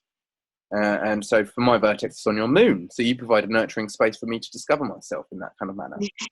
And you even offered I could stay at your house. There you go. Home, moon. Exactly. Right. All these kind of things. So your vertex is here. It's funnily enough, it's where it's the degree opposite your sun. And so a bit like when I said you'll have your solar opposition, that is an energy that you can work on or with.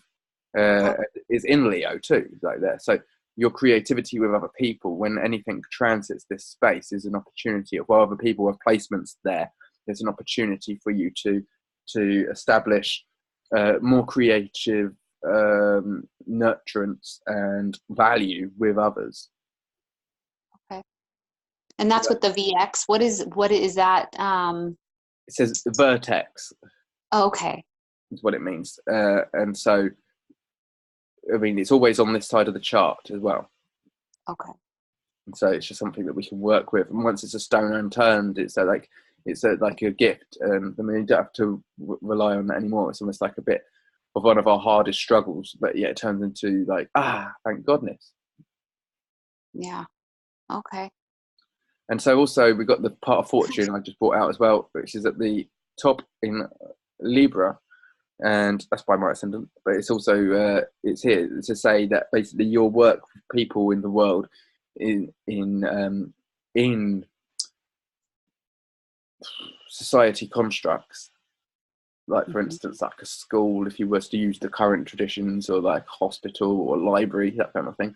But it would be really beneficial. But we're coming out with new ones, right? And so your ability to transform these is really beneficial for you in the world, and for how you perceive yourself to be in the world as well. Because we've changed this to the first house now, and so you see Saturn, the ruler of the 10th house, is falling in the 12th house of Libra, and so you can see that it gives you a construct to your own identity. You bring together all the different details of what makes you fortunate and valuable in this world and relatable.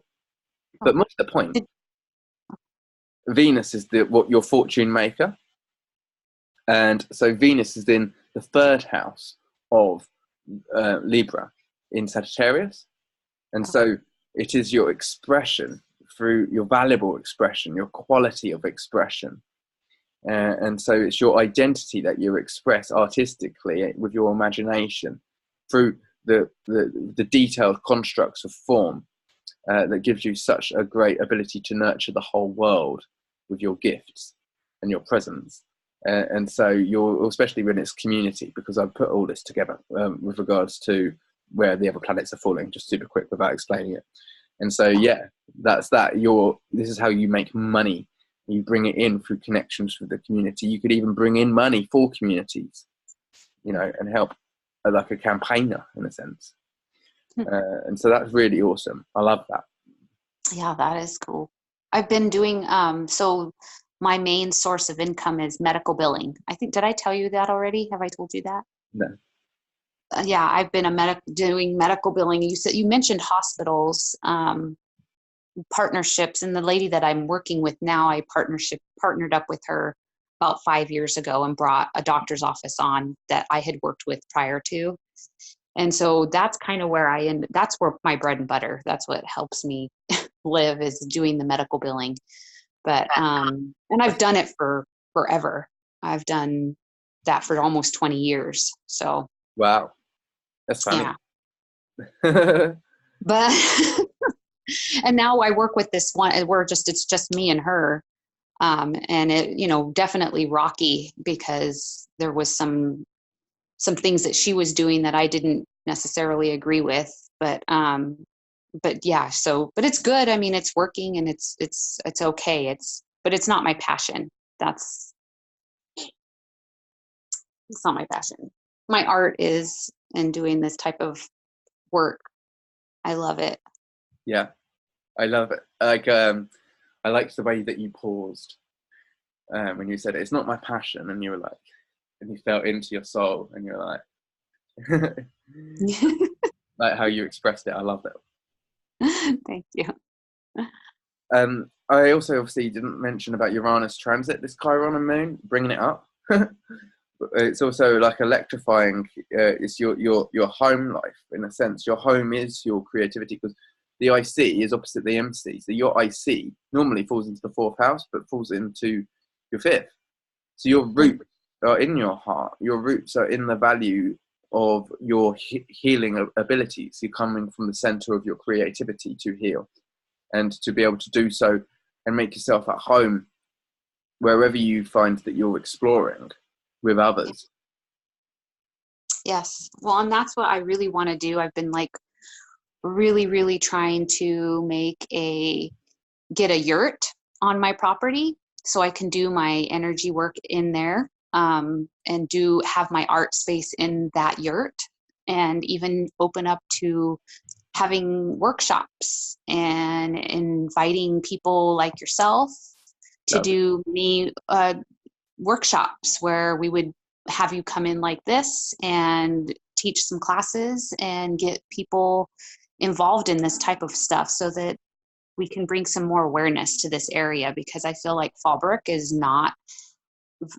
a small little town, and it doesn't have, our surrounding cities have a lot of this going on to offer, but not Fallbrook, the little town I live in. And so that's definitely something I've been really, really, really hoping to do and make happen very soon. That's brilliant. I'm sure people would travel as well to come and be a part of your operation. Oh, yeah. I mean, if it got to a point, yeah, definitely would love, I mean, because then that would be able to get you, yes. And it would pay for itself. Yes. You know, and we're doing something that's so much bigger than. I imagine it. Like, imagine you've just got screen prints of your art on T-shirts that people go away with and stuff like that as well. Oh yeah. All these kinds of things. Love I've got Venus on your Uranus as well, same degree, and that I've got my Mars at 18, at 19 degrees of Pisces, and my Jupiter's at 16. And so all of this working together and advancing one another is really locked in. It's awesome. Yes, I do. Yes. It's very cool. So Yeah, I'm getting to progression chart. I'm gonna go back to the beginning, and then we'll work through. I'll probably do it. It's quite a speed run. Oh, yeah, because what are we doing on time? What's the time look like? Well, we've almost gone in 2 hours already. It doesn't feel like it though. Oh, I know it doesn't, but I don't want to take, your time is valuable, so I want to respect that. That's cool. Well, I still would like to go into it because that's why we were here, isn't it? Oh, So at all least right. I can give you a bit of a perspective on how it progressed. Maybe I could do it. I'm going to send you a little goodie box. So I've got like stickers and patches and things that I can send over to you just for for your appreciation for doing this on top of everything. And plus I'll get more people to come and have chart readings. I'd love my daughter to have a reading and my son. So maybe at some point I can get if you can do something like that to help you get that money to go on that cruise. Yes. Thank you. I appreciate it. I've been meaning to share your art page on my astrology page. Well, whenever, please, yeah. Like I said, I love it when it feels right, and I've been meaning to do it for the past couple of days, but like I will get around to it. I shall. And so let me progress this chart. Okay. It's gonna, you see like where it's got to, and then we're gonna update it we're gonna bring it back to where we started. Oh, isn't it interesting? So this is the progress chart. We'll get back to that. Okay. It's ridiculous how interesting it is, though. We'll get back to that. So okay. I don't want to look at it too much because we're going to just go back. So this does take about 2 hours in itself. This sort of thing that we're just starting, but obviously, as you say, we can do it another time as well. But I just want to give you some kind of idea about it. Oh, okay. Okay. So when you were born, it's February, right? February the 3rd. Oh gosh. I've never had a progress chart done. Yeah, well, it's the best thing, but it does. I mean, it's not the best thing always. I mean, otherwise we wouldn't have spent so long in your natal chart. That's the root and the key of all things. Right. But I'll tell you the emphasis behind it, and that is that each of basically the first 90 days of our life is what we experience the whole of our lives through. The same energy. And so whatever happens to us in the first 90 days I feel like it's a mirror of what happened to us through the 9 months in the womb as well. Oh, okay.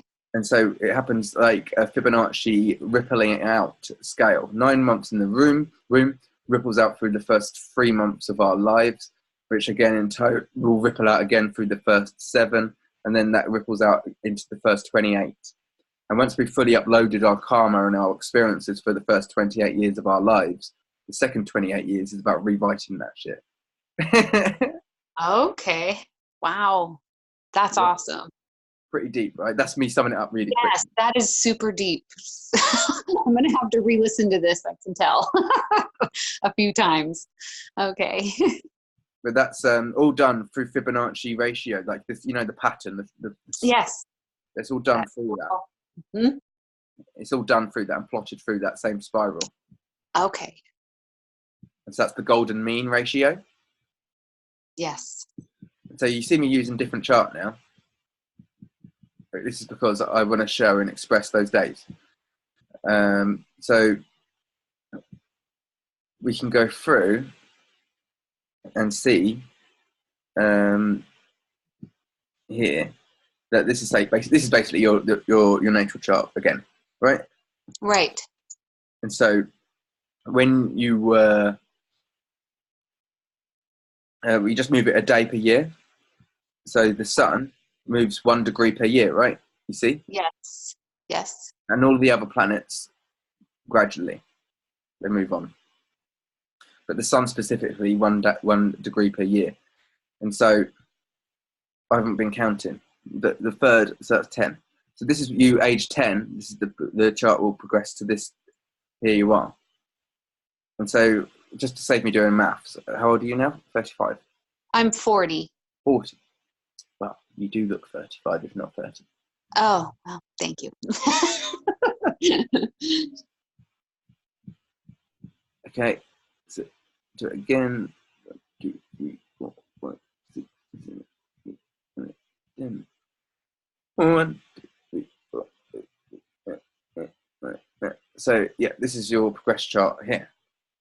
Now, with the sun at 24 degrees of Pisces, and you've got Venus in Aquarius, but all of those first, so all the way up till March the 15th is where you're currently at now, whatever went on for you then, okay? Okay. And so you can go back and forth, and if we were going through like a fine tooth comb, we'll relay back between this and this one. Okay. But I'm still seeing my is the chart supposed to be my natal chart or a progressed one? this is your natal chart, and then we work our way forward. Okay. All right. I guess. Okay. I'm still confused. Okay. So basically, that was how it's expressed. This is not your name. This is not the progress chart. That was just how it works through the first, as I say, the first 90. Because for argument's sake, we live to 90. For argument's sake, most of us probably live beyond that. But Okay.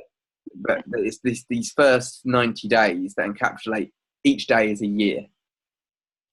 Okay. Right. Each day is a year. Yes. Okay. I got that part. Okay. And so when we were working with the first 28 years of our lives, when we get our Saturn return, when Saturn returns back to 12 degrees of Virgo, when it did, when you were 28, Okay. that would have been after 364 lunar cycles. So there's been a full moon and new moon at every degree of the chart in those 28 years. Right. Okay. Okay. So we can see that the beauty in that there's 360 degrees in a circle. And so Saturn's the farthest planet you can see, and it's meant to represent the father, but that's a bit outdated now. And the moon, the mother, but it's about the furthest. It's about our boundaries and our emotional needs. And so it's the nearest planet we can see and the furthest planet we can see. And so we're working with those archetypes, but they're cognitively locked in with one another perfectly, which is beautiful. Whether it's a satellite or not, we'll just throw that out for now. Doesn't matter. But regardless, you were born here almost on the first quarter moon, so that means quite something anyway. We didn't talk about that. That's like you're learning through this through this journey. It's about exploring your actions, especially with regards to again your value of your communication, the value of yourself in the home, the value of the way you nurture yourself and your roots, and your creativity. Okay, but like so you'll probably resonate every time that the moon gets within the first week of a lunar cycle. Is probably your favorite time of month. Yeah. I mean, I don't want to put words in your mouth. No, you're absolutely right. That's totally, yeah. For me, it's the opposite. Like when it's waning, because that's when I was born on a waning cycle, and it's my favorite time.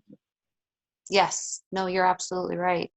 And so that's always about setting out on a new mission. So Jupiter, it's about going out into the action, obviously Mars, but it's about, I'm going to go and do this. I'm going to start that. And so that's what you do best, but that's what's nurturing for you and what you grow through, what you learn through. Mm-hmm. However, we see that we move this forward like every month. We see that the moon moves 1 degree per month in this progress chart. And so the moon starts journeying on, and the sun stays the same for much of this time. And so literally we're just working with a calendar now. And it was actually like when you get to 7 years later that you have a full moon. So we can actually push it forward by 7 years. And we'll see that you would have been having this full moon in your chart when it was like, so you'd have been, 8 years old at this point? Oh, graciously.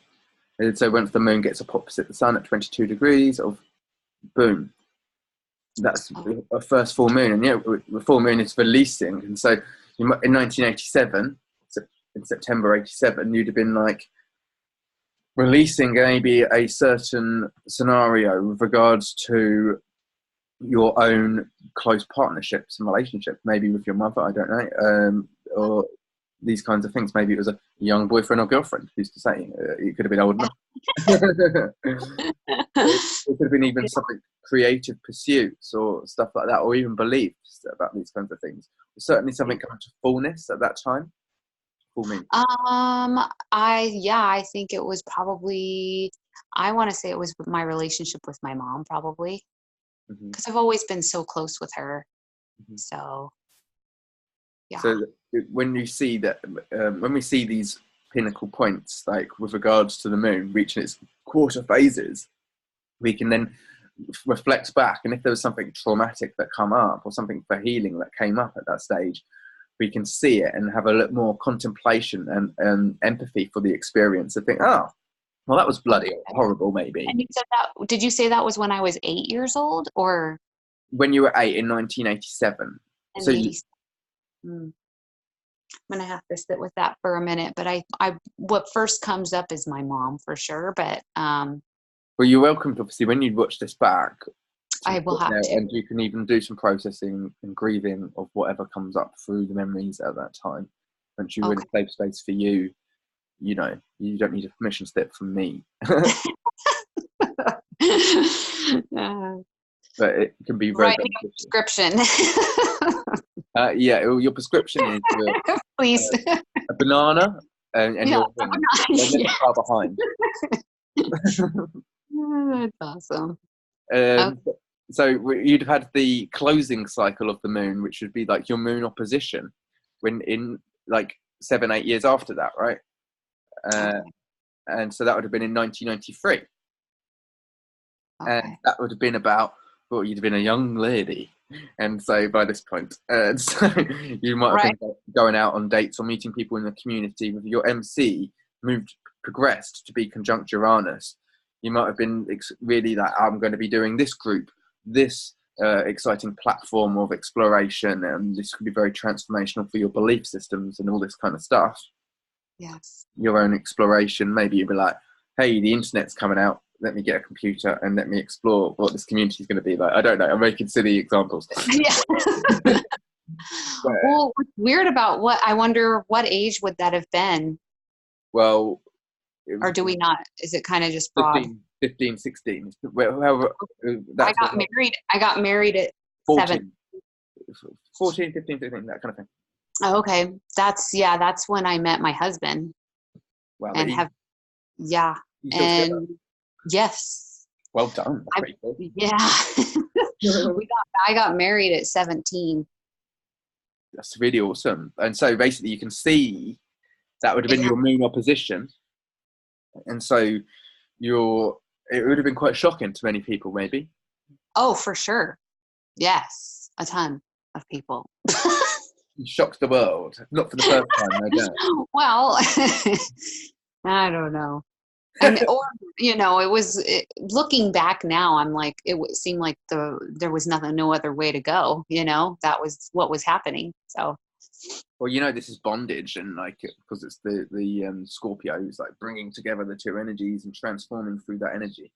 And so it would have been nothing more nurturing to you to do at that time, because that's really how you're able to grow most conscious and fluff out your lunar experience. Remember, this is a full moon for your moon, but also it's the last quarter moon for you in correspondence to your sun. So consciously for your heart's creativity, this is a necessity for you to gain so much more from, through reflecting back upon that. So that certainly happened. But for the full moon also, it's like, well, this is the way that I expand the way that you nurture with yourself. Yeah. So keeping pinpointed your natal moon here and your sun there. So it's always good to reflect back on the natal chart, and also to see what the transits were for that time of the present time. Anyway. Yeah. You see, it's quite a complex process, right? Oh, for sure. Yeah, this is super complex. Yeah, but it's on point. So really good, isn't it? So that what we do next is that you go to a seeing that obviously the moon going through each of these houses are relevant too. If you really wanted to be like, right, what was going on you probably met this person, your husband, when the moon transited at the top of the sky, when it went through Pluto here in Libra, right? probably I was 13 when I met him. So 1991, 1992. Yep. That's So exactly right. it would have been I'll put up the day. Let's put up the day, the show off, all right? Yeah, just to see. Yeah. And so we can do this and it works and it's mind blowing. So here we go. It would have been around May 92. Yep, it was the summer of 92. Summer of 92, and then he moved here in 93. He was visiting from New York and moved here in 93, and then it was just kind of, we went to the same church together, so that's kind of how we met, was through the church. That's cool. So this is a structure, 10th house structures of belief systems, Saturn ruling in your 9th house here, and your relationship being founded within that, with Jupiter retrograde in your 8th house. Isn't it all mad? It is so mad. It's beautiful though, because, I think that is so cool. And so we'll go through now, and you'll see that then the moon would have been in La La Land on your honeymoon phase, like for a few years. I mean, you probably started having children as well. We waited 5 years though. Yeah. So was it when the moon actually went into your first house here in 98? Yeah. No, she was 202. Well, yeah, I guess yeah, that was probably during that time. I wanted kids. So, well, here we go. The moon would have gone over you into your first house in 1998, conjunct Venus there, which is obviously something very valuable for you with regards to the stuff in the world, opportunities for you in the world, how you're perceived in the world, being transformed by your home life, by the way you take care of yourself, even again relationships with the mum, but also your creativity. My arts probably, because that's speaking loud to me, is the art, because Venus ruling I put it down for a while. I didn't do anything with my paintings or anything for a long time, and then during that time, I was starting to paint. I painted a whole mural in our house with fish, and did like a whole bunch of, so so the arts speak loud for that time, I think. That's cool. So I just got a text, I need to press it so it doesn't keep beeping. There you go. So yeah, obviously it would make sense because Venus rules your 5th house, which is your creativity, and that's where Taurus has fallen, and so you're really tapping into that then at that stage. I love it. That makes sense. And so then it would have actually gone into your 2nd house, where you maybe would have been like sharing it more with other people, doing art classes with other people, that kind of thing, connecting again with the community through early 2000s. And then it was boom. You have a new moon in and your ascendant shifted. Everything changed when you had your daughter in 2002. Yes, it did. So your ascendant shifted and you become a progressed Aquarian ascendant with Mars at 29 degrees of Aquarius. So Mercury is also, as you've noticed, shifted into Pisces a while ago, and we could probably pin that right back and drag it back, but you'll get lost in time right now. But you would have been able to study it for your own curiosities with the recording and seeing it happen. Okay. Where I progressed the moon by month, pretty much. Okay. All right. But when these because they were all there, the Sun, Mercury, and Mars all together in Aquarius, and Mars in the present time is clearly more than likely gone into Pisces by now on your current progress chart. But to have it there would have been like, oh, I'm really rebirthing who I am. It's Mars at the 29th degree. Get it out, like the baby. But a new moon in the progress chart is like, so when the moon was going through Aquarius in the 3 years prior, it's a dark moon phase. So you would have been really letting go of who you were. I'm in one of those now, in a sense, but it's also birthing this new stage. I mean, there's a lot going on of the next new, but there's so much. It's almost like you're like a snake. The old skin's hanging off. Yeah. But when you get to this stage, it's almost like you're like that chick who's cracked out of the shell, and you're cracking out of the chrysalis at this stage of this new moon. And you'll have another one of these in 28 years from 2002. So in 2030 is your next new moon. Okay. That's 10, 11 years from now. Wow. Okay. So whatever was happening during this time, that energy is going to happen again in 2030. Yeah, but it's not yet. You're completely on it. You nailed it. But it's not a complete reoccurrence. It's going to be an echo and how you've advanced yourself from that. Everything's going to be in a different sign, right? Everything's going to be. Yeah, the new moon will be in Aries. Okay. And you're probably a Pisces ascendant, so as well. So it's going to be about the valuable identity. You might be a celebrity. I'm joking. You know, I don't know about that. In my own little bubble, I will. No. Yeah, in our circles, that's in our circle will be. Yeah. Yeah, truly, because we're stars. This is what the true rising to process means. And so this is the new beginning that was going on. I'm going to go faster to bring you back to the next quarter. We're supposed to do it by quarters, but we're going to obviously go through other things. And so again, you've got the South Node there. So it's all about releasing past karmic stuff with that new moon. So becoming a mother brought up a lot of the mother stuff. 2002 moving forward. And the spirituality, would that have anything like the Pisces? Well, as you see, all the houses changed and shifted when your ascendant shift. So now your Jupiter is retrograde in the 7th.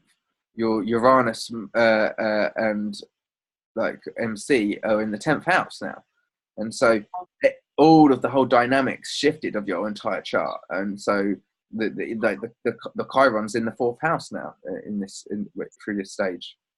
Okay, so it's very interesting. And a lot to take in. Okay. It is. It is, but it's obviously it's a massive thing, isn't it? Becoming a mum. I'm never going to do it myself, but like, except for I would like to be a part of it. Like, I'd love to create children and be within that miracle. It is. And so you carry on moving, and then you would have had the lunar return in 2006, and so that would have been you at home. When did you have your second child? In 2005. Okay, so 2005. But what's weird is it's next is Chiron plays a part there. Yeah. Okay. And you said 2006. Yes. Well, you can see it's a conjunction. It would have been like exactly in April, May. The wounds with the home and the roots. Yeah. So that would have been something for you to be present with right there and then, back in 2006. And also it's something to be aware of. We can even look at the transits of them, because we're coming up to what would have been the nodal opposition of where the nodes are now, because they change every 9 years. Okay. They change every couple of years, every 18 months. But the North Node would have been in Capricorn, whereas the North Node is currently in Cancer. Okay, so it's switched. Okay. Yeah, so just to have a little look.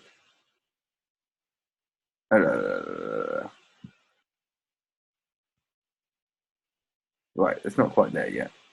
But I just thought it was interesting to have a little look. Anyway, that's a distraction for sure. But yeah, so that was a healing thing for you, but also you were healing others as well within that time, because Chiron goes both ways, right? Yes. So it would have been healing for even the witness of you. If you was going through trauma, then it brings up for people witnessing you go through that experience. It brings up other people's healing journey too. So in a sense, having the courage to go through that, even if you're forced, is beneficial for everybody around in some way, shape, or form. And also, the Jupiter retrograded into Cancer. Okay. Mm-hmm. I know it's so funny, but like, it's not very often that you have the retrograde planet, one of these slower moving retrograde planets, shift signs as well. So Jupiter started out in your 8th house, and then it retrograded only about 3 or 4 degrees, but it shifted all the way back into your 6th house. So this is your the philosophy and your day-to-day routines as a mother, or your philosophy on what it is to be working in the home, or it is. Yeah, that's it. That's definitely all that stuff. Yeah. How you accrue your time to your health. Yeah. And your community. Okay, so I'll keep moving. So the actual quarter moon would have happened here in 2009. So it's a new thing. You've grown out of this. Your daughter's like 7, and so you're like, I've got a bit more freedom now, in a sense. You've got, even though you've still got a young man on your around you, and like he's about 2 or 3 at this point. You've got 2 children, the moon's in Gemini, in there, invoking your creativity and your motherhood. Yeah. And that was a crazy time. Well, I really actually respect and admire how you were able to note it and just be present with it, and then just move on. And that's for you to process. Yeah. But that's cool. I respect that. I am here to hold a safe space, but obviously this isn't the time. Yeah. But I am, if you ever want to open up, I can just shut my mouth and listen. That is something I can do. If you would like that, you let me know. Yes, I would love to do that sometime. I have to process a lot of this first, though. Yeah, of course. I respect that. And yes, for sure. This is a very interesting time because 2012, the Sun was conjunct your K2 South Node, Ganesh. And so that's massive in itself. It's like your creativity has been recycled, refurbished, and processed in a whole new manner, letting go of so many old ways of doing things, especially with regards to your observation of yourself through the eyes of others. So, what was that year again? 2012, you said? Yeah. This is about does it have a specific time? It's a year. Just okay, the year. The whole year. Yeah, 2012 was pretty crazy. Even 2011, like all of these times have been pretty crazy because the South Node is like unexpected. Didn't see that happening. Oh yeah, for sure. I lost a friend in 2010. That's why I was. I'm not sure, but 2010, like dramatically, he got hit by a school bus. It was terrible. But yeah, that was pretty dramatic. It hit me sideways. Yeah. Well, the moon is here, like trining your Pluto. The progressed moon trine Pluto, the moon in the 5th house. Wow. Pluto in Libra, obviously retrograde. Yeah. So it's almost like you could say witnessing death. Yeah. Oh, for sure. You needed to process, because I've never seen anything like that. I mean, I've only known 2 people to die, and they were my father and a friend. But I've never been there when someone's died or anything like that. And so, well, this was like the most traumatic thing. I mean, he was dating my sister, and he was drawing a sunflower in the center divide. It like really early in the morning, like 5 o'clock in the morning. He wanted her to see it when she went to work the next day. Oh, and it was super early, and he thought he would be safe in this. Dumb to start to even think you could draw in the middle of a road. But I mean, it's a 2-lane road with a center turn lane. And he was drawing a sunflower, and the bus didn't see him. Shit. Yeah. So it was terrible. And like you said, I'd never really experienced anybody that close. You know, I was too young for my grandfather. I don't really remember that too much. And so I just didn't know him, you know, but to have someone that close that we've hung out with and, you know, had been close to have something like that happen was pretty traumatic. Mm-hmm. But that makes sense with Pluto. I mean, that's totally. That gives you the depth. So you can be grateful for him for showing up in your life to be the character that give you so much character. Yeah. And he was so full of character. I mean, this guy was on the outside full of, you know, when you see someone and you're just like, they have this persona that you're just like, he spoke loud without even him speaking. That's a lot to learn. That's so much you, isn't it? Yeah. Oh yeah. Huh. A little bit. Totally. He taught you well, and these characters that, as I say, I haven't had many that have passed by, but those ones that do leave, I feel like we had arranged, and they've arranged with everyone that they affect in their lives, whether it's an accident or suicide, or whether it's some just unexpected bereavement or whatever. It's so that they can leave their mark as an inspiration to us. Yeah. And Absolutely. once we grieve, we can find the happiness within it in some ways that way, because we can say that Yeah. they chose that as a gift they can give to us. Yeah. That's beautiful. Yes. And I'm going to have to share that with my sister too, because that was a long time ago, but she still struggles with it. Like it's been something that she, because I mean, he was doing it for her, Mm. so it just like, But it's kind of, so I'm going to share that though, because that's beautiful. You're absolutely right. also, thank you. I like that. That's awesome. And also the moon in Gemini. So think siblings. But did he have siblings? No. Like also the moon, the progressed moon in Gemini. So she's your sibling as well. So Yes, she is. Yes. It's my sister. Okay. Oh, wow. and Yeah. Mercury was progressed into Aries, so your identification with your sister, maybe this shifted the way that you communicate with her in a stronger way, or like Yes, in a stronger way. But then it seems like after that happened, we definitely had some issues, like major like distance as well, because also distance. Mars.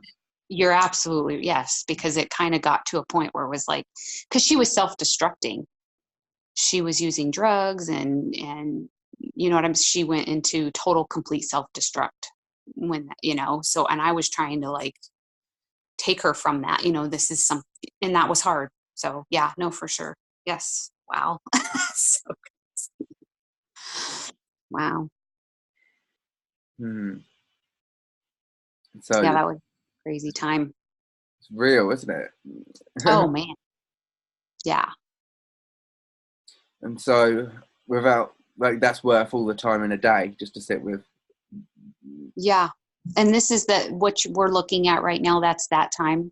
It was if I could go to, I could, it would be around the July, August of 2009. Does Okay. that work? Yeah. Yeah. I mean, he passed February. I could give you the day, 26th Of of that year, 2010. of 2010. Okay, well, I could go forward and to look at that. But yeah, I mean, I can do this, I guess, as well, but I But it's still, yeah, it's like still obviously the moon there, still there, working with that yeah. energy, still trying to that, and it would work in with your natal chart too. Okay. So it's always good to have these things to pull up. Wow. And the Pluto, that's just crazy with the Pluto. Mm-hmm. Also, your MC shifted into Sagittarius now, back into the 11th house. There's no stopping it. Yeah. Can't Wow. resist. It was either going to be in the 10th house conjunct Uranus or back in the 11th house doing its own thing. Yeah. Obviously, the moon was opposed Neptune here as well, so it's like gathering so much empathy through those scenarios. Yeah. Wow. So, without meaning to be brash, I'll try and move on Yeah, yeah. to the full Oh, moon, which would have happened in 2017. Recent. It's almost back up to the present.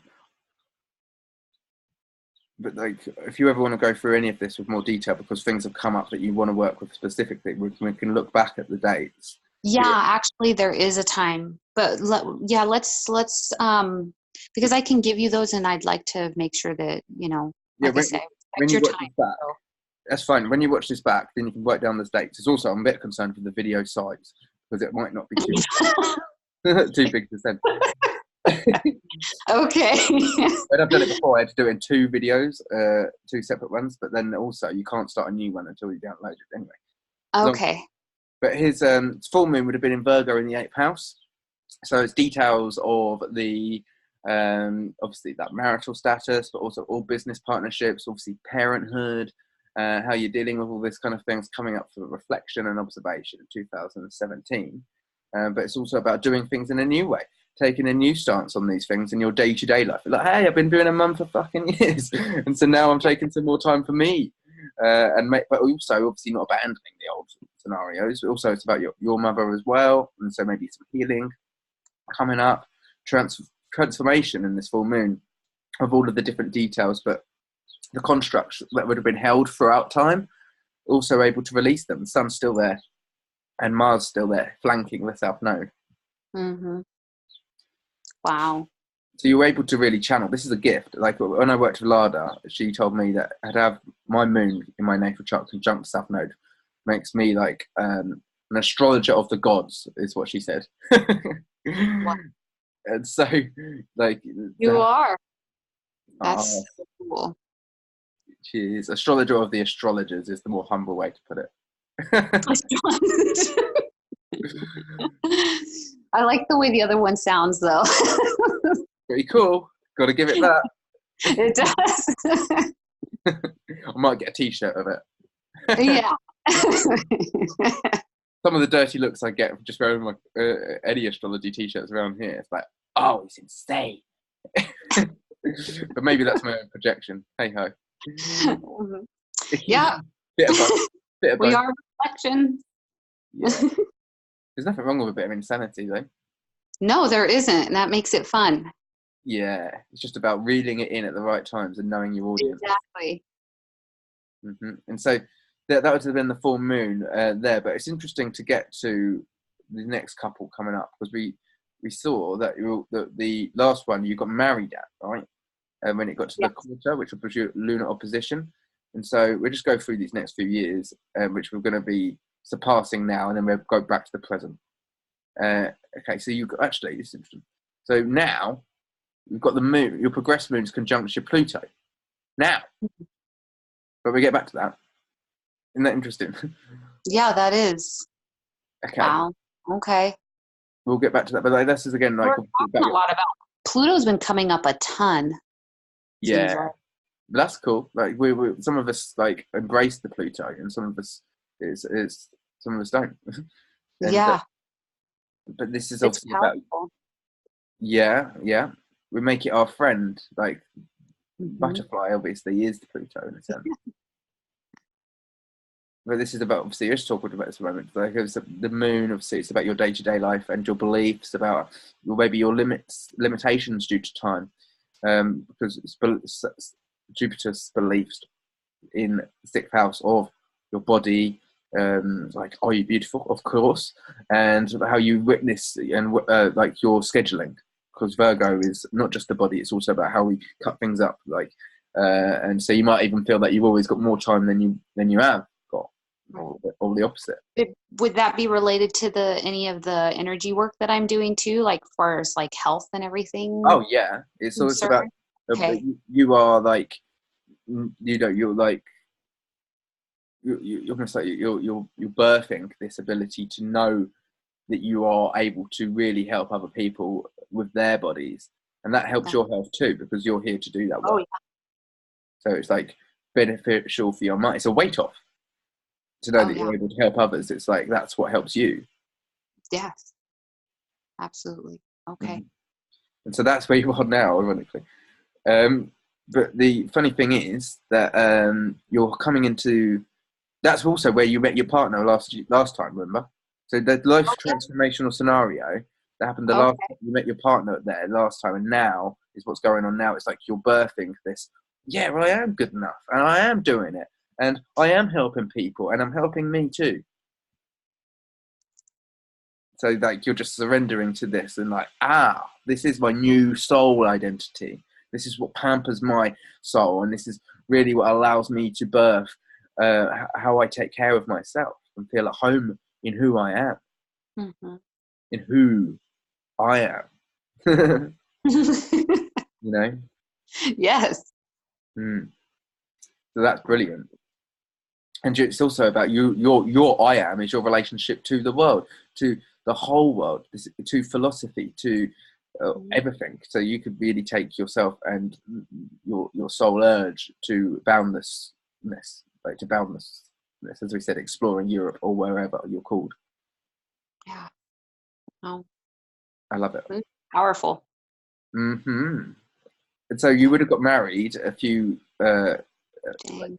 there, like, oh, good gracious, we stop there-ish on the prior cycle, and so like your was it going to be your anniversary? It's not a 30-year anniversary of marriage. Wow. No. But like 28-year anniversary. It shall be, isn't it? It shall be.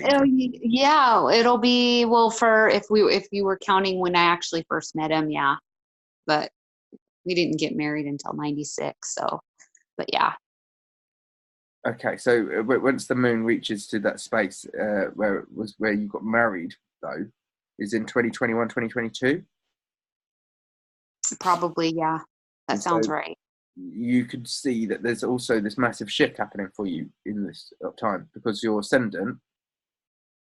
Let's go back just a couple of bits. So now your ascendant is at 25 degrees of Aquarius, Okay. which is really funny because it's like your Venus is also at 14 degrees of Aquarius, and so this is my ascendant's at 14 degrees of Libra, and my moon's at 24 degrees of Libra. So they're at the moment they're lovely trines going on there. But anyway, Nice. and funny thing, also my self node is at 17 degrees of Libra, where this progressed moon is now.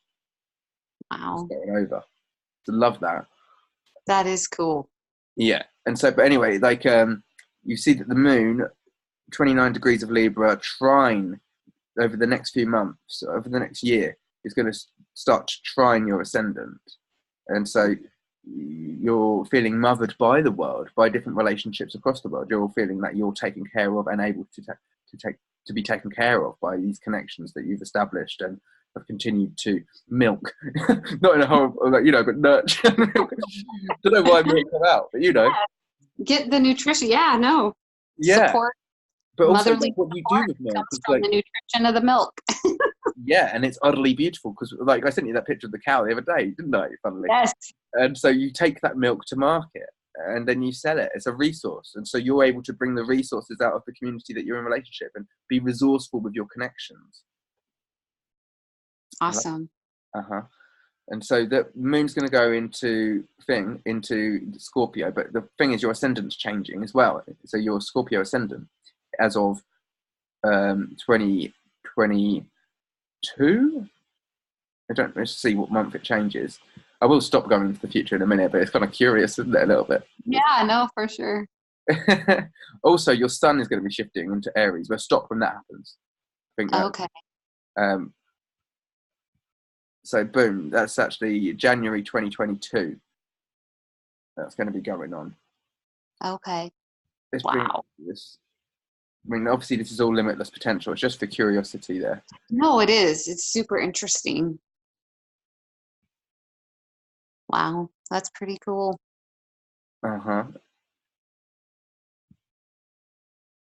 It's in 2021 when we have that conjunction, or 2020, as I say, that I told you about. But in 2022, oh God. Wow, look at everything in the first house too in Pisces. Yeah. So it's your identity with your value and your where is it? Your home life with regard, not your home life, your day-to-day life with your creativity. Like it's almost like you've got your life back now because you've given yourself to your motherhood for so long, and now you've actually got the opportunity in these next few years to go and do your own thing. Yeah. Wow. And that's really refreshing, right? This is really truth. Like you don't have to be like thinking that you're it's never going to come. This is coming to you. And we'll see, it's going to be quite shocking with these changes to the progressed moon going over the Uranus. That's always awesome. Like, you will be shocked by the opportunities that come to you. And that's all trying in the traditional points that it seems to have been trying for all your life. But like, Uranus has gone retrograde here. It wasn't retrograde a while ago, was it? No. It went turned retrograde. Actually, it wasn't in the natal chart, but it did turn retrograde at some point along the line. Oh my, I could talking rubbish. I don't know. Oh, no, it's when you got married. Look, it's when you got married. Not in the chart. It's not retrograde in my natal, though, right? I'm not seeing it in my natal. No, it was actually in 2001, just before you become a mum, that it shifted. 2001. Okay. Wow. 2000, it was made 21 degrees of Scorpio, then it's been going retrograde back. So it's almost like, what I've defined that is, you're reconnecting with all of the people that you established partnerships with in prior experiences with your self node, and reconnecting so you can finish up work that may have been started in prior scenarios or even future scenarios, timeless. Right. And so timeless, right. It's not about past or work. Symbol there. Oh, I love it. Thanks for bringing that in. And so we'll just bring this up to the closing. When you see your sun progressed and your moon progressed into cardinal signs in 2025, and so that is your final quarter moon of this cycle that you're in now. Okay. So you're becoming conscious of the new energy that you're bringing in, which is so valuable for you and the community, into new constructs. Who's to say what the lay of the land in the world's going to be, let alone in your life by then? So almost pointless looking, but it's interesting to know. It's almost affirmation that you know that your ambition and aspiration is to bring in these new energies. This is where you're headed, to be a support figure in the structures of the new world here. Wow. Saturn retrograde still. Like, it's almost like you're here to redefine. Mm-hmm. That's. Let's bring it to that new moon. As we said, it's in the 30s. In there. Yeah. Want to say hi to? This is my dog. Hey. What's his name? His Fizzgig. Fizzgig. Have you seen The Dark Crystal? No. Ooh, you have to watch it. Is it a movie? Yes, it's a movie, and it's from, oh gosh, I want to say it's in the 80s sometime. So it's an older one, but you have to look at the symbology in it. You'll appreciate it. Uh-huh. Oh, you have to link. You'll have to watch it and let me know what you think of it. It's called The Dark Crystal. Okay. Oh, look, this is so poignant. I've been wanting this to happen. I've got to say, I've been wanting this to happen. Okay. So in 2029, your moon is going to re-enter that first house, right? But okay. Jupiter goes direct. It's been retrograde all your life, but in 2030, it goes direct at 29 degrees of Cancer, as you have this new moon reborn into your sign. That's funny. That's where Mars is now. In where we speak. Wait, what planet did you say goes direct? Your what Jupiter, planet? which started out at 2 degrees of Leo when you were born, retrograde, has made it by 2030 to go direct. Oh wow! At 29 degrees of Cancer. So it took all your life from until now, plus 10 years, for it to go retrograde, for it to go back 3 degrees and turn direct. Oh my goodness. Okay. That's almost like a lot of things coming into fruition and stuff. And, it is the closing out of that cycle. And the moon in the first house. So a lot of cool things coming together as you get to the new moon, which happens there with Mercury at 29 also. So they're trining Mercury in your first house, retrograde, trining Jupiter. So Mercury's gone retrograde as well. So it's a new communication again. And obviously when everything shifted, when your ascendant changed into Pisces, all of the things shifted again, which we didn't talk about. So this is changing about your relationships, but also about Chiron has made it into the third now. So much shifting going on. It's almost not worth battling yourself over. I mean, I look at my one up to way beyond now, but I learned really just to focus on the present, obviously, because that's where the action is. It is, yes. And so Yes, let's but bring it right back to now, and we finish on that. okay. And so, as we noticed, we've already talked about that, but your sun is now closing gap between the South Node. So things that are getting a bit more stability with regards to your creative pursuits and your own sense of worth through the next few years. And as I say, so 6 years from now that it will progress into Aries, the sun, but it's right there as it is. And so we can be aware of these transits with regards to this chart. A good thing to do when you're checking your transits to your natal chart, you can always check it to this chart as it is and have a whereabouts and knowledge for how they affect both.